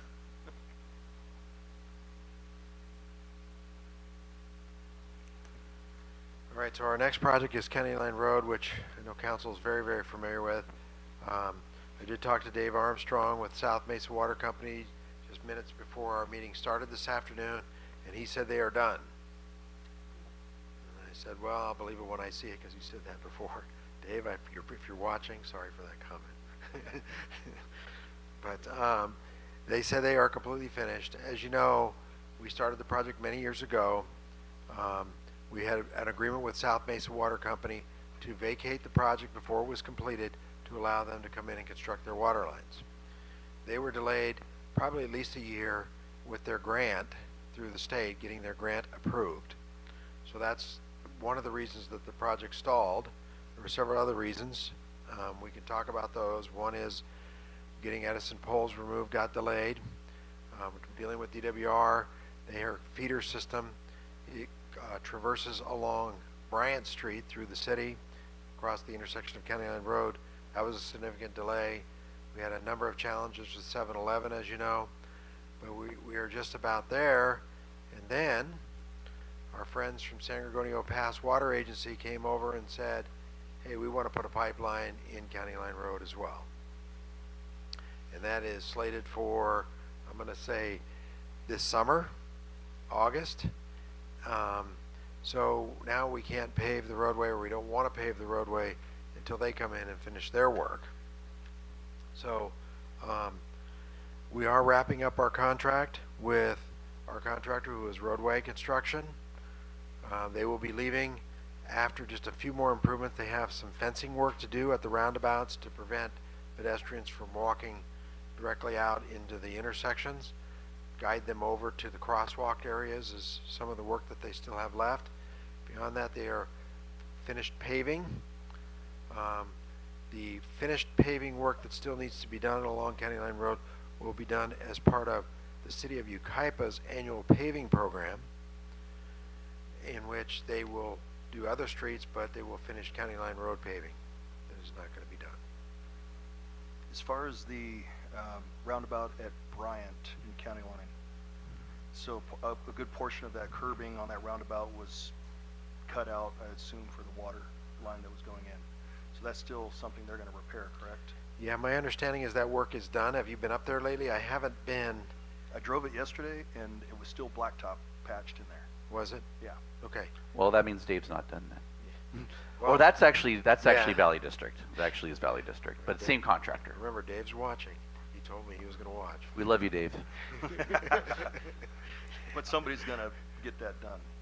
That is correct. That is a responsibility of San Bernardino Valley Municipal Water District, they contracted with Borden, the same contractor that's working for South Mesa Water Company, to build a turnout off of the feeder that tore up our new Right. sidewalks and curbs, and then that will connect to Dave's old pipeline that San Antonio Pass Water Agency will then use to deliver water to future basins constructed near our 4th Street Park. Right. So that said, I think I mentioned a little bit earlier about our pavement rehab program. One of our streets was 4th Street, and they're going to tear that up and put a new pipeline in at that location. So we are removing a portion of 4th Street from our paving contract, and we are going to bring back to council an agreement to ask that that money be transferred to San Antonio Pass Water Agency so that that street will be paved after they do their work. Mike, do you know what the timeline of that is gonna be on 4th Street? So Is it gonna interfere with our summer lunch program? which our is our June to paving July. work, our paving work will be done. So I think Travis is going to have to help me a little bit, but our paving work will be done in April or May, so that will not conflict with the 4th Street Park activities. The work that San Antonio Pass intends to do, they told us, is in August. Okay, perfect. So I'm hoping you squeeze into between those windows. It is June to July. But the roadways will not be repaved and in good condition until after all that work is completed. Yeah, all, the southern part of 4th Street, south of their improvements will be done with our project, but the northern part where San Gregorio Pass is going to do the work, that'll be done when they do their pipeline in August. Okay. And then got a question. Do we have a speed bump somewhere in one of those turnarounds? On Bryant, we do. The reason that we put you call it a speed hump, I call it a, We all call I heard it raised called Mount pavement. Calamasa, Right. but you know. It's got many names. it- it is the Bryant Street Dam. So the purpose of it was to maintain the water in County Line Road. Because the street is not finished paved and the drainage facilities were able to pick up all the water, we put the berm across there to direct the water to continue down County Line Road. Oh, okay. So That will go away ultimately when we finish paving everything. Oh, thanks, Mike. So unless there's more questions on this one, I think we did say the final date, we believe now with considering San Antonio Pass Water Agency, 2026, February. Yeah, I don't know if you mentioned, but yeah, Ukaipa will then do that with their next year's pavement management, right? Yeah.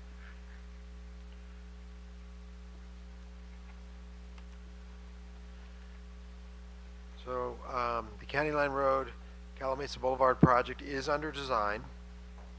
As noted here, there isn't any additional funding that's being requested. Just want to note, we did receive a earmark. So remember County Line Road, the intersection itself, half of it is in Ukaipa, half of it is in Calamasa. But Representative Calvert went out and got funds for both sides for this project. That money is secured. We have it.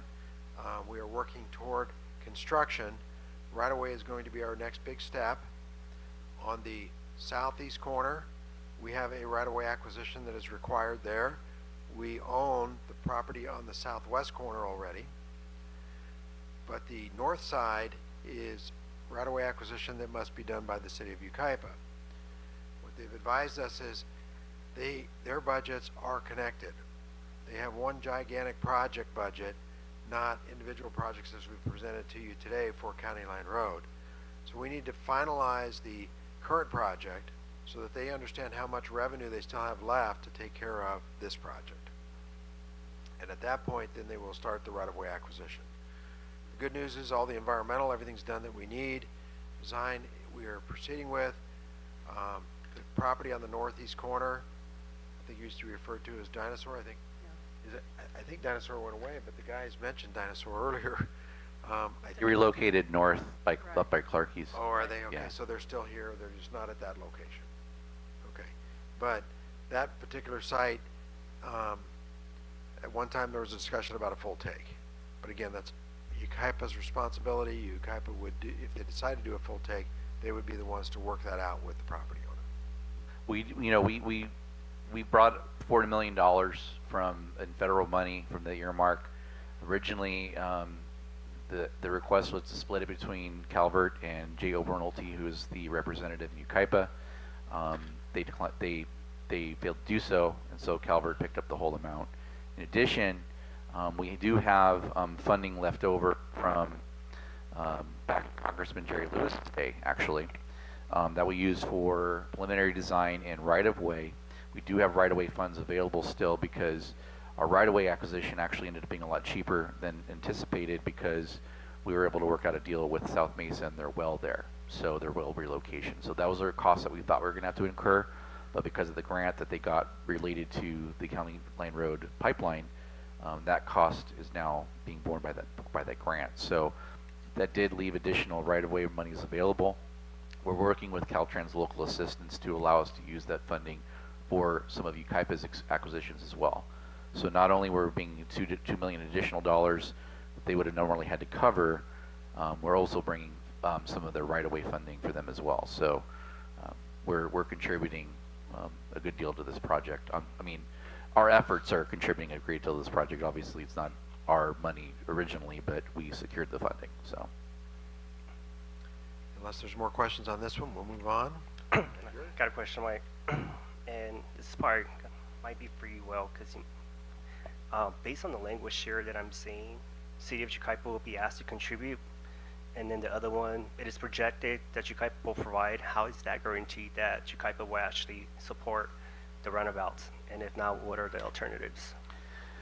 so that was what Mike was referring to kind of earlier about the funding that they have set aside for County Line Road as a whole. So they did one large budget from Interstate 10 all the way up to Bryant, so inclusive of this project. Once we know what that dollar amount is, we'll be able to determine the final amount and we may have to make adjustments based on that. So there is no, they will not enter into a cooperative agreement with the city of Calamasa until those numbers are known. So to the extent that $1.8 million is the estimate that they would need to contribute in total, to the extent that they aren't able to provide that, we're going to have to either have negotiation to the, it may be some diplomacy that's needed with their council to contribute additional funds. But if not, we do have some other funding sources that we can look at. We have RIMRA funds. We could contribute Measure A funds. Those are both eligible dollars that could be redirected to this project if need be. But our first preference obviously would be, because this is, in an ideal world, they should be sharing 50% of the cost, and they're coming in at well under that. So I think we do have leverage in that to say, hey, you're not even have to contribute 50%. You're only contributing 25% of one phase. There's other costs that we've incurred that they haven't had, that they've got the full benefit of. So I think it's a compelling story, but again, it would be up to them. But to the extent that we do need to, there are other things that we can look at. Thank you, Will. I just wanted to add one thing Will said. They are a partner on the project every step of the way. They're involved. They're fully supportive of the roundabout concept. If they weren't supportive, it's beyond their control because they have been today. Yeah, the staff has been very, very easy and good to work with. They've been very cooperative. We meet with them on a monthly basis to discuss all the projects along County Line Road. And sometimes obviously their hands are tied a little bit. They don't. The council sets the policy direction on that. So, they've gotten some flack over there for roundabouts, and so that's some of the pressure that's put on them from their community, right or wrong. We've clearly demonstrated that. I think if we've driven around up and down County Line Road long enough and just sat there and watched traffic go by, and watched how much more efficiently traffic, except for the occasional person that doesn't know what they're doing. It's actually pretty rare. It's not as common as people seem to think it is. But when you watch the traffic through and they're using it properly, the traffic flows very, very well. So the concept does work. So I think maybe that's some of the challenges that they have. But again, it's not on the staff side. The staff has been great to work with, and that's not to say that the council hasn't been supportive as well. But we'll see what happens. No, because I do believe they have to put in their fair share, especially that warehouse right there, borderline with Calamasa, and they're going to be utilizing a road as well too, to split. So they definitely do have to kind of put in half of their part, because you guys are doing a lot of work for the city, and it takes a team and a community to work together. So yeah, thank you guys. So I think we're ready for the next slide. Almost done, you guys. So Calamasa Creek, stage 3. As you can see, it's a pretty significant budget that is shown here. The project scope didn't really change from what it was previously as approved at 12.6 million. It's the cost of construction that changed. Riverside County Flood Control came to the city and said, hey, do you guys need more money in the budget this year, because we're seeing costs come in significantly higher than we budgeted for because of inflation, is the term I'll use. So they reached out to us. We did a new budget estimate, and it was approved by the commission, and we believe it will be approved as part of their budget for next year, the increase that is shown there. So just a few notes on it. Phase 1, phase 1 of the storm drain is work that will be done in the street. So before we finish paving County Line Road, we're going to get all of our storm drain pipes in the street. We anticipate that work will start in July of this year. So that work will be completely done, so we can come in and repave. There will be some additional work that will happen either late this year or early next year that includes the basin that is shown on the right-hand side of the exhibit that's on the screen, and then the connections and other work will all be out of the roadway, but will be in the area to the left of the exhibit that's shown on the screen. Just as a side note, we did use funds to purchase the property for the basin. The footprint of the basin has changed. At one time we thought there would be some surplus property at the basin. There will not be any surplus property at the basin anymore. The Flood Control District will own that property in perpetuity. So if there's questions on that one. And I just want to point out too, you know, there was improvements a number of years ago along Calamasa Creek that channelized it east of 5th up to about California, and so that's where it talks about stages 1 and 2, and so those are completed in 2002 by the Flood Control District. And again, vast majority of this funding, I think, save about $833,000, is from the Flood Control District. There was a small grant that we got from the EPA that has been spent a number of years ago. So the vast majority is the county flood control district. So they're stepping up. The zone is definitely stepping up to the plate for the city. All right, next slide, please. And the last project that we're going to present today is the California Street Storm Drain. Just a little bit of background on the project. Historically, the trailer park existed before things around it existed, and water would come from California Street, get picked up by an inlet, kind of conveyed along the east edge of the trailer park, and then discharged downstream. Well, when downstream developed, flows were redirected, and the flows were redirected through the park. When we get significant storm events, there is flooding that occurs within the park.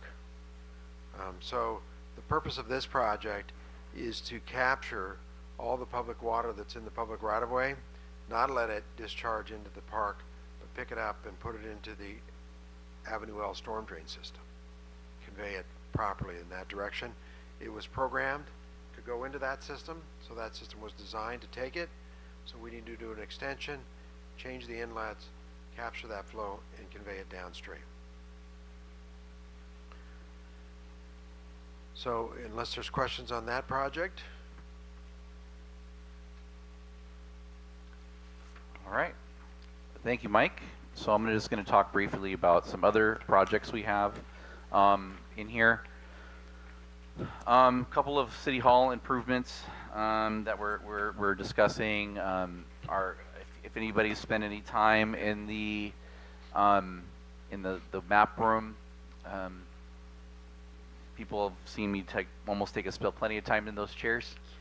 So I think it's time to get those replaced before someone actually really does hurt themselves in those chairs. Knock on wood. This isn't wood, but there's also in our city hall, we do have a little area that we want to convert into a kitchen, do some improvements. So we want to do some small improvements in city hall because we, for better or worse, it's a small space, but we're probably going to still be there for a while until the things happen. So that's that. We're setting aside $10,000 for an interactive touchscreen in the community development lobby. So this is basically kind of an interactive tool for our planners to use and our permit techs to use with members of the public when they come in to visit the counter.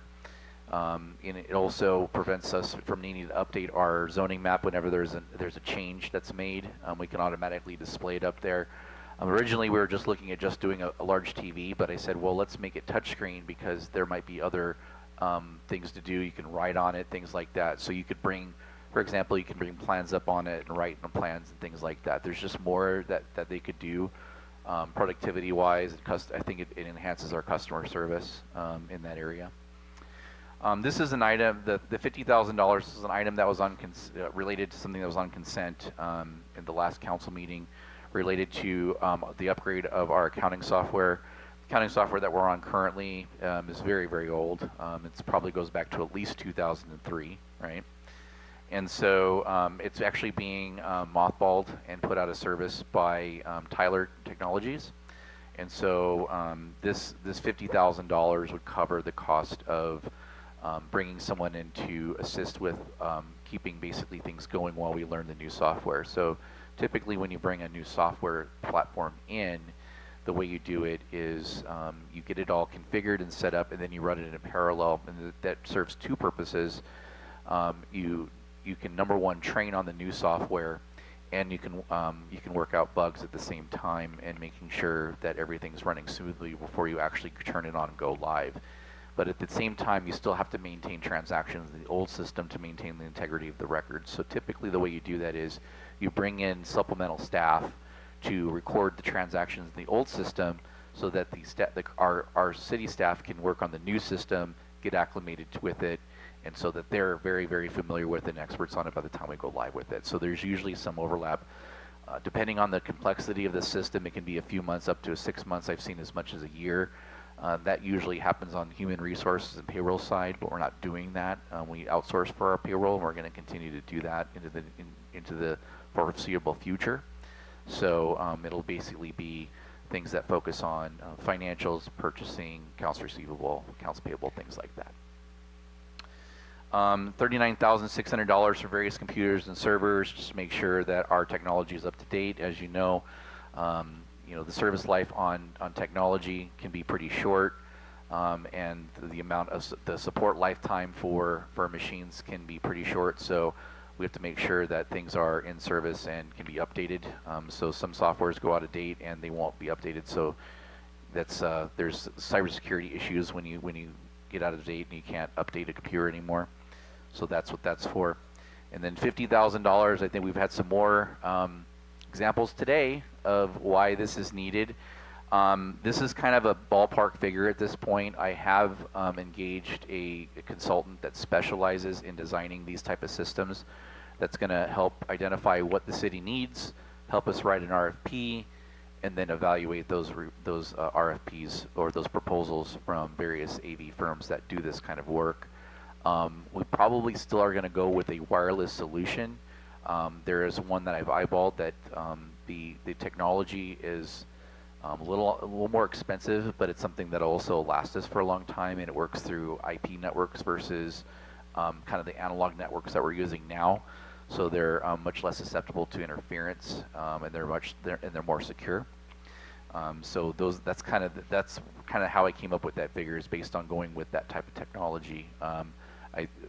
Ultimately, it's about making sure that we hear each other when we're talking, but more importantly, that the public at home can hear us. Because I could turn this mic off and you'll still hear me, but no one will hear me at home, right? And so we want to make sure that our council members, our staff, can be heard by members of the public when they're watching their meetings for transparency purposes. So all of these things are being funded through the general fund. And those are some of the other projects in our CIP. I do have a couple of more slides to talk about, but I'd be happy to answer any questions on the projects that are on the screen at this point. I just had one, Will, as far as the last time the servers were replaced or upgraded, how long ago roughly was that? Darlene might be able to answer that better. Our last server actually, 2012, Okay. yeah, 12, and I think we had another one about 2016, so it's time. Yeah. Yep, definitely is time. Darlene, will that also include archive capability for your records? Or is that something totally separate? Yeah, it has its own server, but I believe that it is hosted on one of those that is older that we need to replace. Yeah, there are certain things that we've tried to the extent that we can, go more towards the cloud. Cloud storage is much more secured, and you don't have to worry about backup because they automatically back up on their end. And anything that we use for cloud service or cloud storage is government military grade security. So things like Office 365 and all the things that we use with that, our Outlook is hosted there, and Microsoft has special servers that and data warehouses that they use specifically for government that has enhanced security with that. So hacking would be very, very difficult for people on those things, but those are typically how we use those. But we do still have things that are on-prem. One of the things that we actually do host on-prem right now is our current accounting software that is hosted locally. One of the things that our new software would do is it would be hosted remotely. Got a question, Will, or Solis? Can you go a little bit more detail on the softwares? I know you and I, Will, spoke about it, but just to kind of, for the audience and to know more of the support that's going to actually bring into the whole team, and hopefully down the line to every single department that's going to hopefully sink into one. Yep. Celeste, I think that would be great for you to take. Let me talk about accounting software. Gladly, thank you. So the accounting software that we have will be integrated and it will be more robust. The accounts receivable, right now we have separate modules for which individuals' access is required for separate modules. So what we gain is a fully integrated software system. It will also provide opportunities for other department heads and staff members to have readily available access and data with their respective logins to be able to look at their financial reports in real time. We will gain a budgetary model to use and platform with this new software, and it will also provide us a fixed capital assets module as well. As you know, or you may know, right now we maintain our budget primarily on Excel spreadsheets, and we maintain our capital assets on Excel spreadsheets. So we'll be moving on from that system. And Calamasa, I think, as you know, we've done very, very well, but we don't have any audit adjustments. Our records are very, very well maintained, but we're very enthusiastic and pleased to be moving into the next phase of our accounting and reporting. I think that captured it. I think so. Okay. Yeah. Any other questions? I can talk. All right. All right. So moving on. So we have other out-year things that are going to be required of us over the next 5 years. And none of these are really truly capital in nature, but they are significant one-time items that I think need to be considered when you're talking about availability of reserves into the future. So we just want to make sure we have those on our radar. So we just went through the painstakingly difficult process of getting our housing element certified. I think Celine can probably attest to that.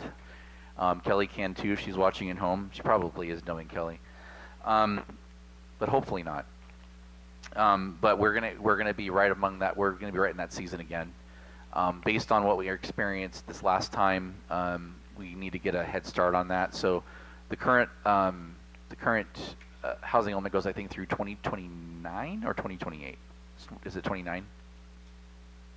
I think it's 21, 21, 29. Yeah. So Fiscal year 27 is when we're targeting to start that to make sure, because the deadlines are pretty, I believe that HCD is going to be even more strict on the deadlines than they have been before. And it's going to be really interesting to see what the legislature does over the next few years, because that's been a big focus for a lot of the legislation that they've passed is enforcement on the housing element. Housing element's actually been a requirement, and an 8-year update has been required for many times, and we're in the 6th cycle, so that would say, just based on that math, you're probably looking at about 42 years ago when the first one was required. So it's been a long time, but it's really this last one. We've also been required to do annual reporting on our progress towards the goals in it, but there really hasn't been much teeth to it until now. And we believe we're going to start seeing more and more of that because they've put more and more funding into enforcement at HCD. And I don't see that stopping anytime soon. So we're getting ahead of that with putting $250,000 towards housing element. That's to bring a consultant in to help us with that. Chief can probably speak to this one better than I can if you have questions on PP&E or PPE for the fire department. So this is to replace all their gear in fiscal 2027. And then finally, our last general plan update was in 2014. And in an ideal world, you update your general plan every 10 years. So technically that means we're already due for it. But I will tell you, I'm aware of very few, if any, cities that do this. Number one, because you're usually focused in on certain elements like the housing element. We're also having to do the safety element. We also have to update the circulation element for different laws that have been passed. So, you're kind of updating it as you go anyway, but a comprehensive one is, again, an ideal world, it's 10 years. It's not required by law, it's just recommended, but there's very few cities that actually do it every 10 years just because it is a very, very long and arduous process. But nonetheless, we wanted to have it on our radar that we probably should start planning for that. Just to give you an idea, our first comprehensive general plan was adopted in 1994, and then our update was in 2014. So we went 20 years between our first and second. So we don't want to quite wait that long, but we do want to just at least put it on the radar, which is why we're putting it here in the budget. So there's a couple of projects, and I'll explain why in a second, and you're going to look at these and go, why the heck didn't you include these, Will? So we do have cardiac and auto pulse monitors, but Chief is recommending that we replace 2 of them, and then we do have a brush engine that is currently inoperable. It broke down at the airport fire and was one of those hand-me-down units. It served us for a long time, but it's probably reached the end of its useful life. The reason I didn't include that in the budget was to kind of spark a discussion. There's discussions that we've been having as a group regarding our fire services. So I just want to highlight that these are needs, but we have things that are being proposed to us that may cut into the cost of doing these business. So I just wanted to highlight those things for the council, just for some perspective. That doesn't mean that these can't be added in either in this fiscal year or next fiscal year, but I just wanted to bring them to your attention. Another item that is not included is a citywide security system. That is something that has been discussed, I think, a couple of members of council, and it's not included in here. We certainly can throw it in. The cost, depending on what you want to do.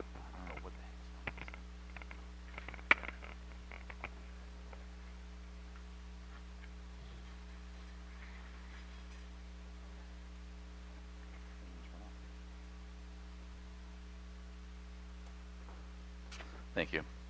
Much better. So we didn't the cost can vary greatly depending on what type of system you want to do. We've looked at some systems that are very sophisticated, that have a lot of advanced capabilities, but they're also very expensive.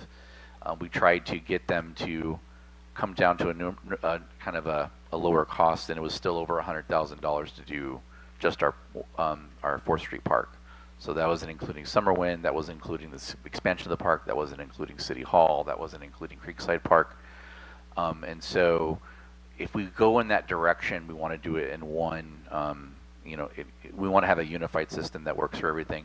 We also want to make sure that we consult with the Sheriff's Department, so it's something that's usable for them as well.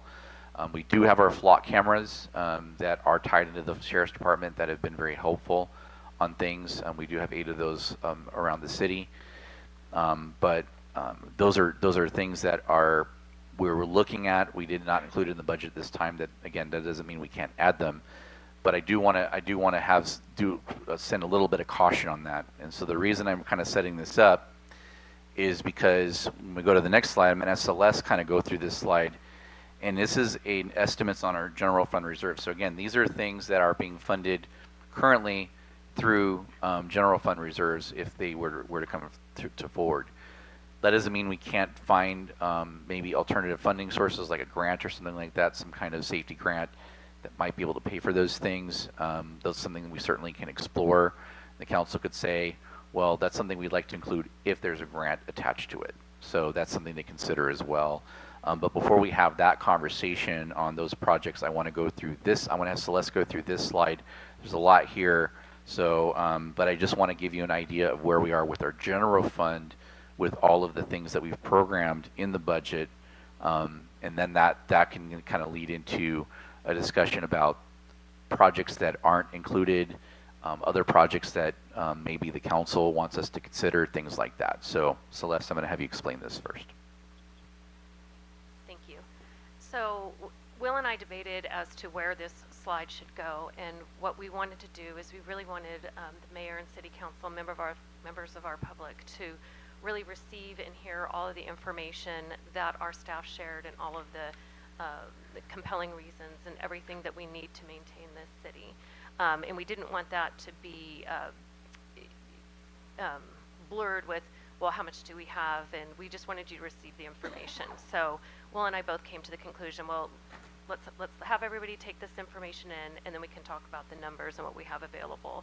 And I think, as you know, we're very communicative, and we always want the council to be very readily available to explain where the dollars are going, where is it coming from. So, as you know and understand, the general fund, we'll talk a little bit more about it, but you know that the general fund revenues are flattening out, and you know expenses are going higher.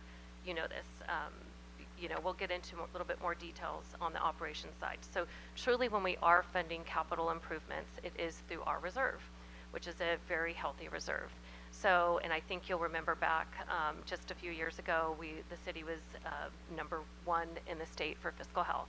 And I was just blown away and so proud of that, because it wasn't because we were sitting on $100 million. It was because we had little to no debt. We had a good fund reserve ratio that we had.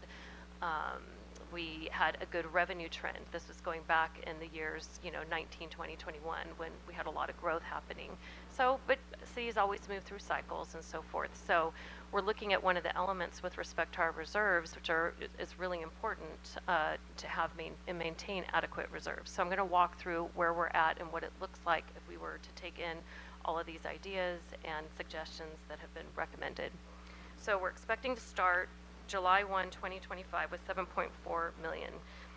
The 35% should be fairly familiar to you. That's about $500,000 for equipment reserve and about $3 million.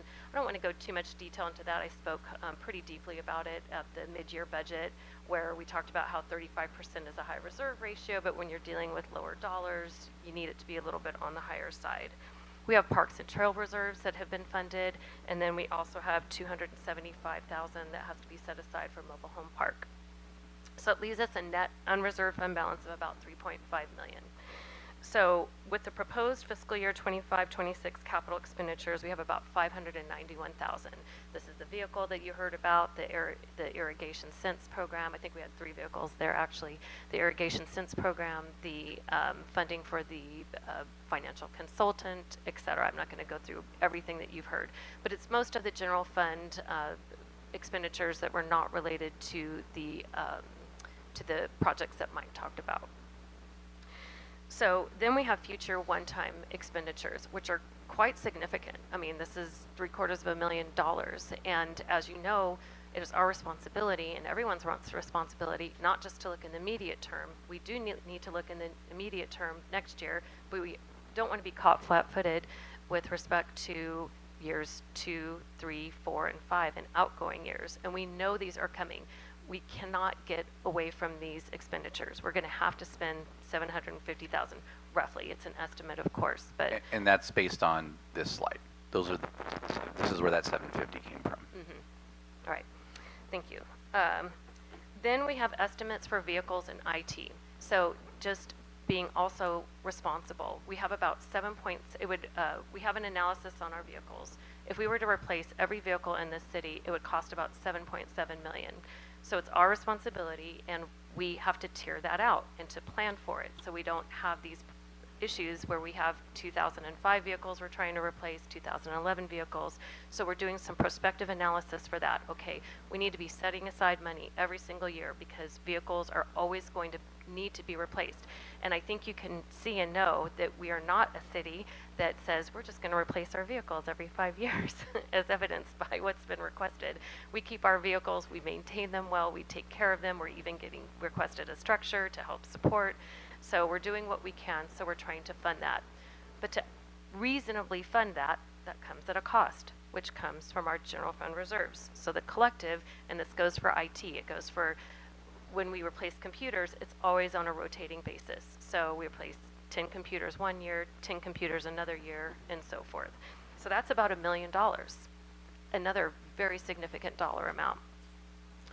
So that would leave us an estimated unreserved fund balance of $1.1 million. Whoa, we just blew through $3.5 million pretty quickly, right?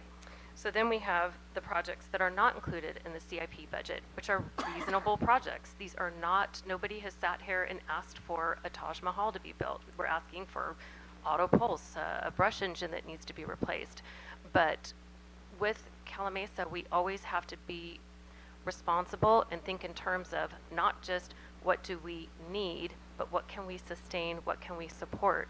And I was thinking in terms of, you know, these are large dollars, and $1 million sounds like a lot, but if you had $7,500, if somebody has a house and they have $7,500 in savings, and you say, okay, we're going to put about, you know, $3,500 away, and we'll be able to replace a washing machine and a dryer.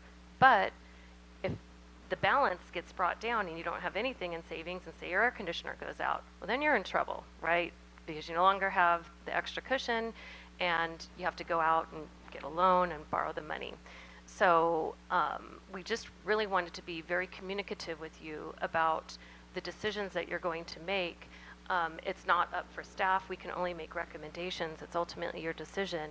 But to keep in mind that while everything is justifiable and needed, there is a balance. And there's also the issue to keep in mind that this is not a one-time experience. Some of these can be revisited next year or the year thereafter. But for the foreseeable future, I think you know and understand with respect to our revenues, they are flat. I mean, all you have to do is just drive around town. We know that. We haven't had crops of 600 homes being built. It hasn't happened. And then you've also heard when we've spoken about our sales tax, the majority of our sales tax that comes in is heavily weighted on gas and gasoline. So we're also a little bit vulnerable there, depending on gasoline prices. So we just wanted to present this to you as you make decisions, which don't have to be today. You certainly can think and contemplate and discuss and ask further questions. But we just wanted to present a real accurate picture of what the future needs are. And this does not include other one-time expenditures that we've had, but we really had to communicate right now, okay, what are the big picture items? So there's a lot of numbers on this page. We'd have about $453,000 if we were to do everything and cover everything, which would leave a fund balance of $3.5 million. So I just wanted to share that as analytics are being done on our city, and they're saying, oh my gosh, there's a wonderful fund balance. Well, $7.4 million can very quickly get down to, $4 million. So is there something you'd like to add about that? No, you covered it very well, and I think that kind of sets the picture. And so at this point, that does conclude staff's presentation. So we'd like to, hand it back over to the council for discussion, questions, and we can go from there.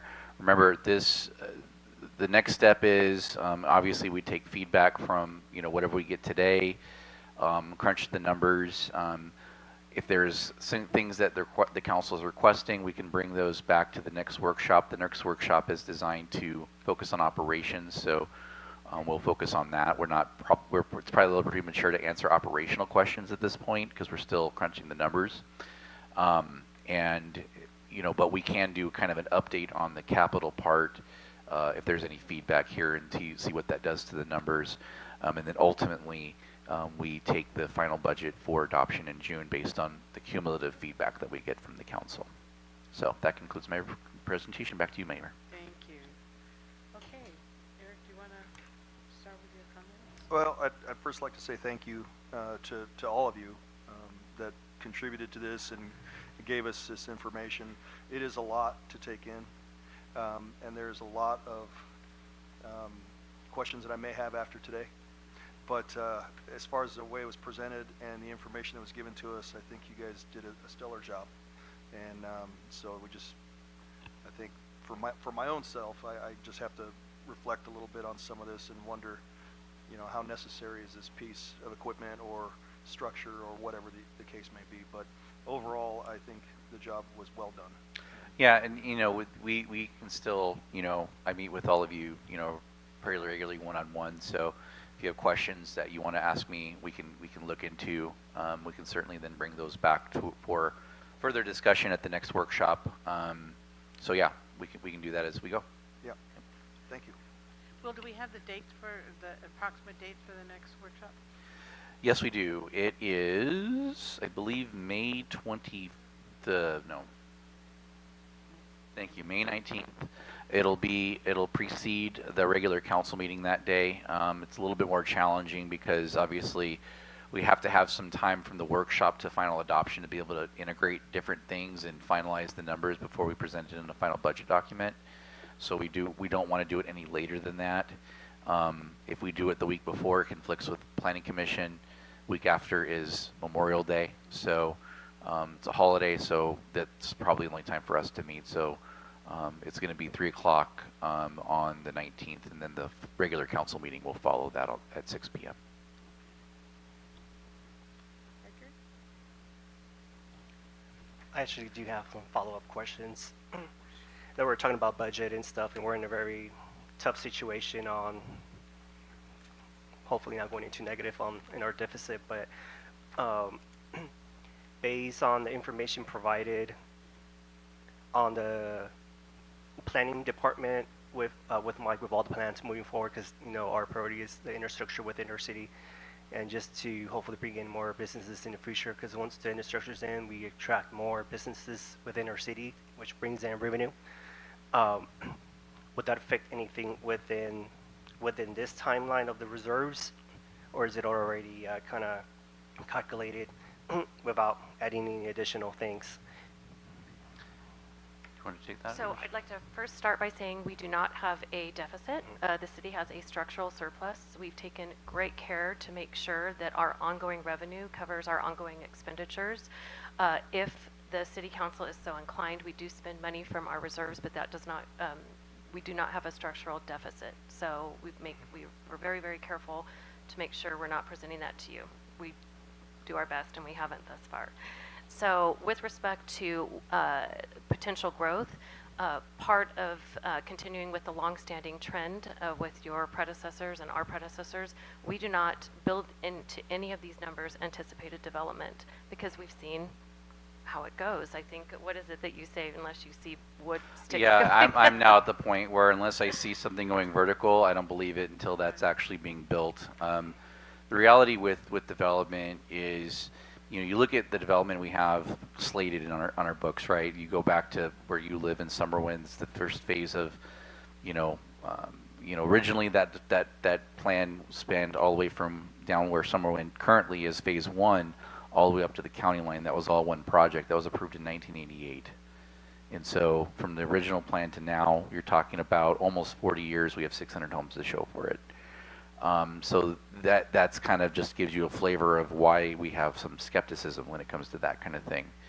In terms of sales tax production, let's say in the commons, somewhat in commons, which we're actually are getting building permits for, you know, I think based on the activity that we see across the street, that center brings in approximately about $300,000 to $350,000 a year in sales tax.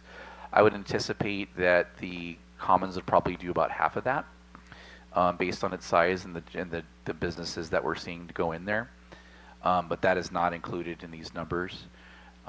There's, you know, the Summerwind Phase 2 through 5 is going through a retitlement, even if that, let's say, I think that may be seen by the council as soon as June. Let's just say that that happens, it goes forward and they start grading. Grading will take a couple of years, then they have to sell the home sites to do the precise grading and then start building homes. And then once those homes are built, it's usually about a lag. So the best case scenario where you'd start to see property tax revenue and CFD revenue coming in from that is probably at least 4 years, probably 5.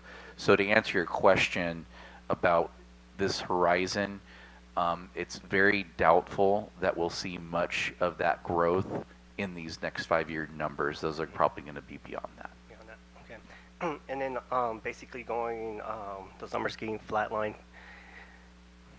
When are we so close to like that 1% of that we're just going to be getting the minimal, and then our services are going to, our contractors and services are, you know, yearly to increase depending on their contracts, so we won't go negative on that end. As I said before, you know, that's probably more of a subject for the operational budget later. We're still crunching the numbers and finalizing things for fiscal year 26. And what we're doing also, though, is we are trying to do some forecasting based on numbers that we know. For example, we've gotten some estimates from the Sheriff's Department. That's our biggest cost driver in terms of costs that maybe are beyond our control in terms of unit cost price. Service levels, obviously somewhat within our control, although it's hard to squeeze blood out of a turnip when it comes to public safety, right? We're already kind of minimal as it is, so, but it is one of our biggest costs. So that's, and that is actually, you know, the norm for most cities, right? I mean, it's not just a, you know, something for us. I mean, we spend about 60% of our money on public safety, which is kind of on the lower side. Full service cities, you know, if you have both the cities have their own police and fire departments, you're pushing 2/3 to even 70% of your costs associated with public safety. So, you know, we are keeping an eye on those trends and trying to overlay it with what we see happening with property tax and sales tax, which are primary drivers. And that goes back to, you know, what can we do as a city to try to promote growth and try to promote, you know, economic development. That's where, you know, I've shared with the council that we did enter into a contract with Cosmont. I actually do have a meeting with them this week to discuss the progress on their first phase of their, you know, it's kind of what we are calling phase 1 of our approach with them, to identify, to take a look at what the market looks like for our city, for our region, what opportunity sites there are to market. Again, these are all privately owned, right? So you still have to get cooperation from the owner. There's one development, I'll give you an example of where it can be frustrating for us, is the Heights at Calimesa. This is adjacent to the Rancho Calimesa Mobile Home Park. They had submitted an application back in 2020 to build multifamily units. And even though that might raise some concern for people, the reality is that we submitted initial comments back to them on their their preliminary application. We haven't heard anything from them. Potential buyers have not been able to contact the owner at all. So if you have an owner of a property that is completely non-responsive, it's not like we can go in and just take that land. You know what I mean? There is some onus on the private owners to be able to want to develop or want to sell to a certain, you know, they market their property and they're going to try to get highest dollar. We can work with them. We can talk to them about potential, you know, places to look. But at the end of the day, the private sector is going to drive a lot of that. So we can, though, you know, use this data and go to those owners and say, hey, look, here's what we think would work. Here's where I think you should target you market your property to develop it. So, You look at Calamasa Boulevard, there's a lot of potential sites there. Obviously, as we know, Summerwin Commons is a place that is developing, and we're going to get some growth there. But those are the things that we're looking at on the revenue side. But beyond that, I mean, there's really only two ways you can grow. There are three ways you can grow your revenue: through through growth, which is kind of tied to growth development, right? So that's kind of one and the same. And there's different tools you can use to grow that. And number two, the only other way you can increase your revenue is tax increases, which is kind of a four-letter word, right? Those are things that you want to look at as maybe not as a last resort. I think some cities wait too long, and when they get the situation. But the reality is, you look at what Yucaipa just did. They just passed a sales tax measure, right? Well, the reality is they were one of over 100 cities in the same election that looked at tax increases. So this isn't a Yucaipa problem. This is a statewide problem. This has been a problem that the city, and I'm going off on a tangent a little bit, but this is a problem that cities have been facing for the last 40 plus years, and it's coming to a head now. Growth, population growth has kind of papered over that. Well, now that growth is gone and production is gone, we don't know what's going to happen with the economy in terms of construction. That's another factor, right? So even if things go right, you're looking at 4 or 5 years down the road before you start seeing the fruit of those developments. That's assuming those developments can build based on what's happening with the economy. The cost of actually constructing things like that is another factor. That's another thing that's beyond our control.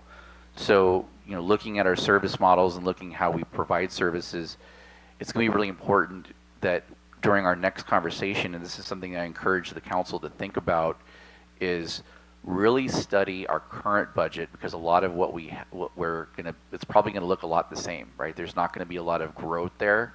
So looking at that's going to give you kind of a pretty good idea of what the service levels are. If there's things that you want to enhance, you probably should start thinking about where is that going to come from. It's not going to come from the revenue side, because the revenue is what the revenue is, right? What you really need to think about is what are the priorities that you guys have as a body, and if something's more important than the other, then maybe you have to shift funding away from one thing to another. I mean, that's really what it comes down to. So it's not a question I can answer today, but it's certainly something that you as a council and individual council members can think about over the next 2 months and bring those questions and have that conversation as a group. That would be my recommendation and suggestion for the council. Thank you, Will. That was the reason why I was asking these questions, so the public know, and my colleagues as well too. So, our reserves is strong at the moment right now. So based on this, if we move forward, our reserves are going to get smaller, and they're not going to be as strong. So once we go into flatline and on our revenues and stuff, then we might have to go into our reserves to support the services if there's anything that will increase, like contractors and all that stuff, correct? Well, that would be moving away from a structural surplus, which is ill-advised, because that's where cities find themselves getting into problems, and that's where I don't want to be specific. So when cities rely on future revenue growth and future earnings, and when city council members perhaps don't make decisions when they should, it's the proverbial kicking the can down the road. Well, there comes a point where it really implodes, and then you have city staff sitting in front of you saying, you have to make XYZ decision and provide either or. So we've always stayed focused on keeping a structural surplus, and we're going to do that. Now, as Will said, if there was a structural surplus and you said, gosh, we're going to have 600 homes get developed next year, okay, we'll eat into reserves by 20,000.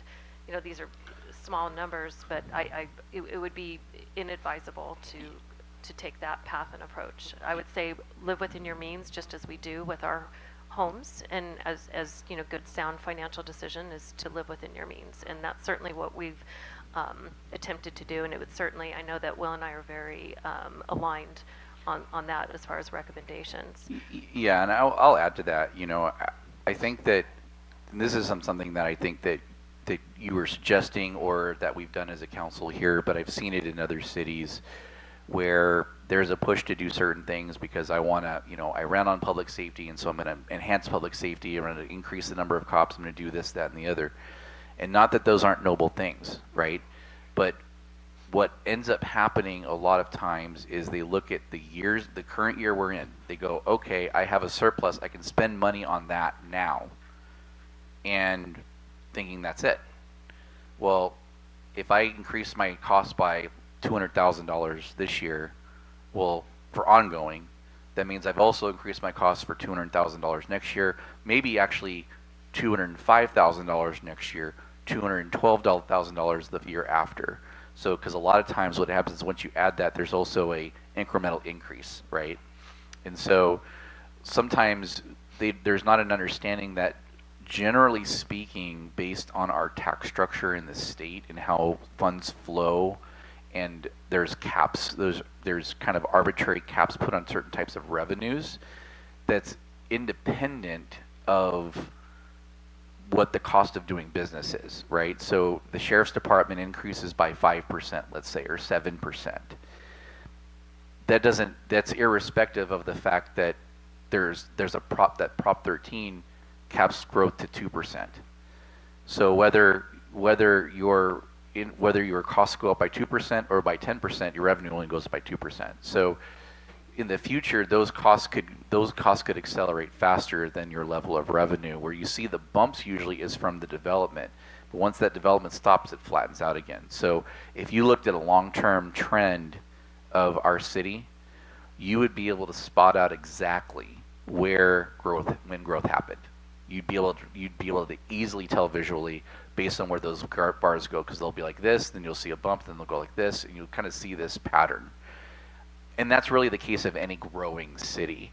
A lot of cities that are built out, those are the ones that are having the most issues, and those are the ones that show long-term, usually very small growth compared to a lot of the costs that they have out of their control that are, or they make, if they do have more costs that are in control, they make ill-fated decisions based on short-term thinking, not understanding what the long-term consequences are.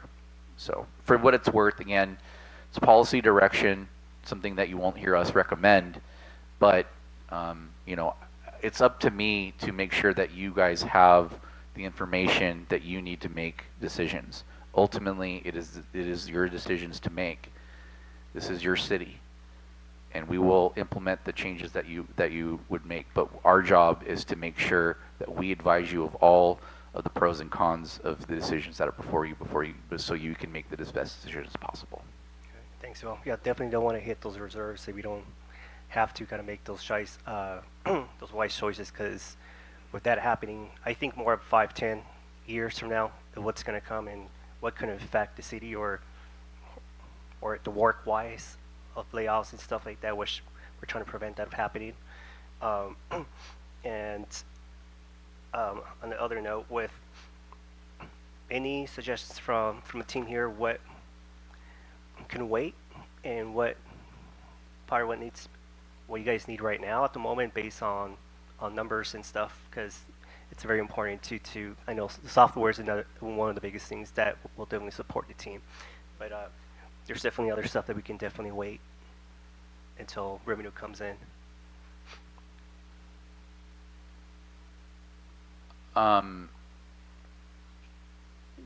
What we can do is, I don't know if they're prepared to answer that question right now, but that's something we can as a group talk about. We usually, when we have these workshops, we usually debrief, and because there may be questions that Celeste and I, because we're trying to communicate at the same time, that we didn't pick up on.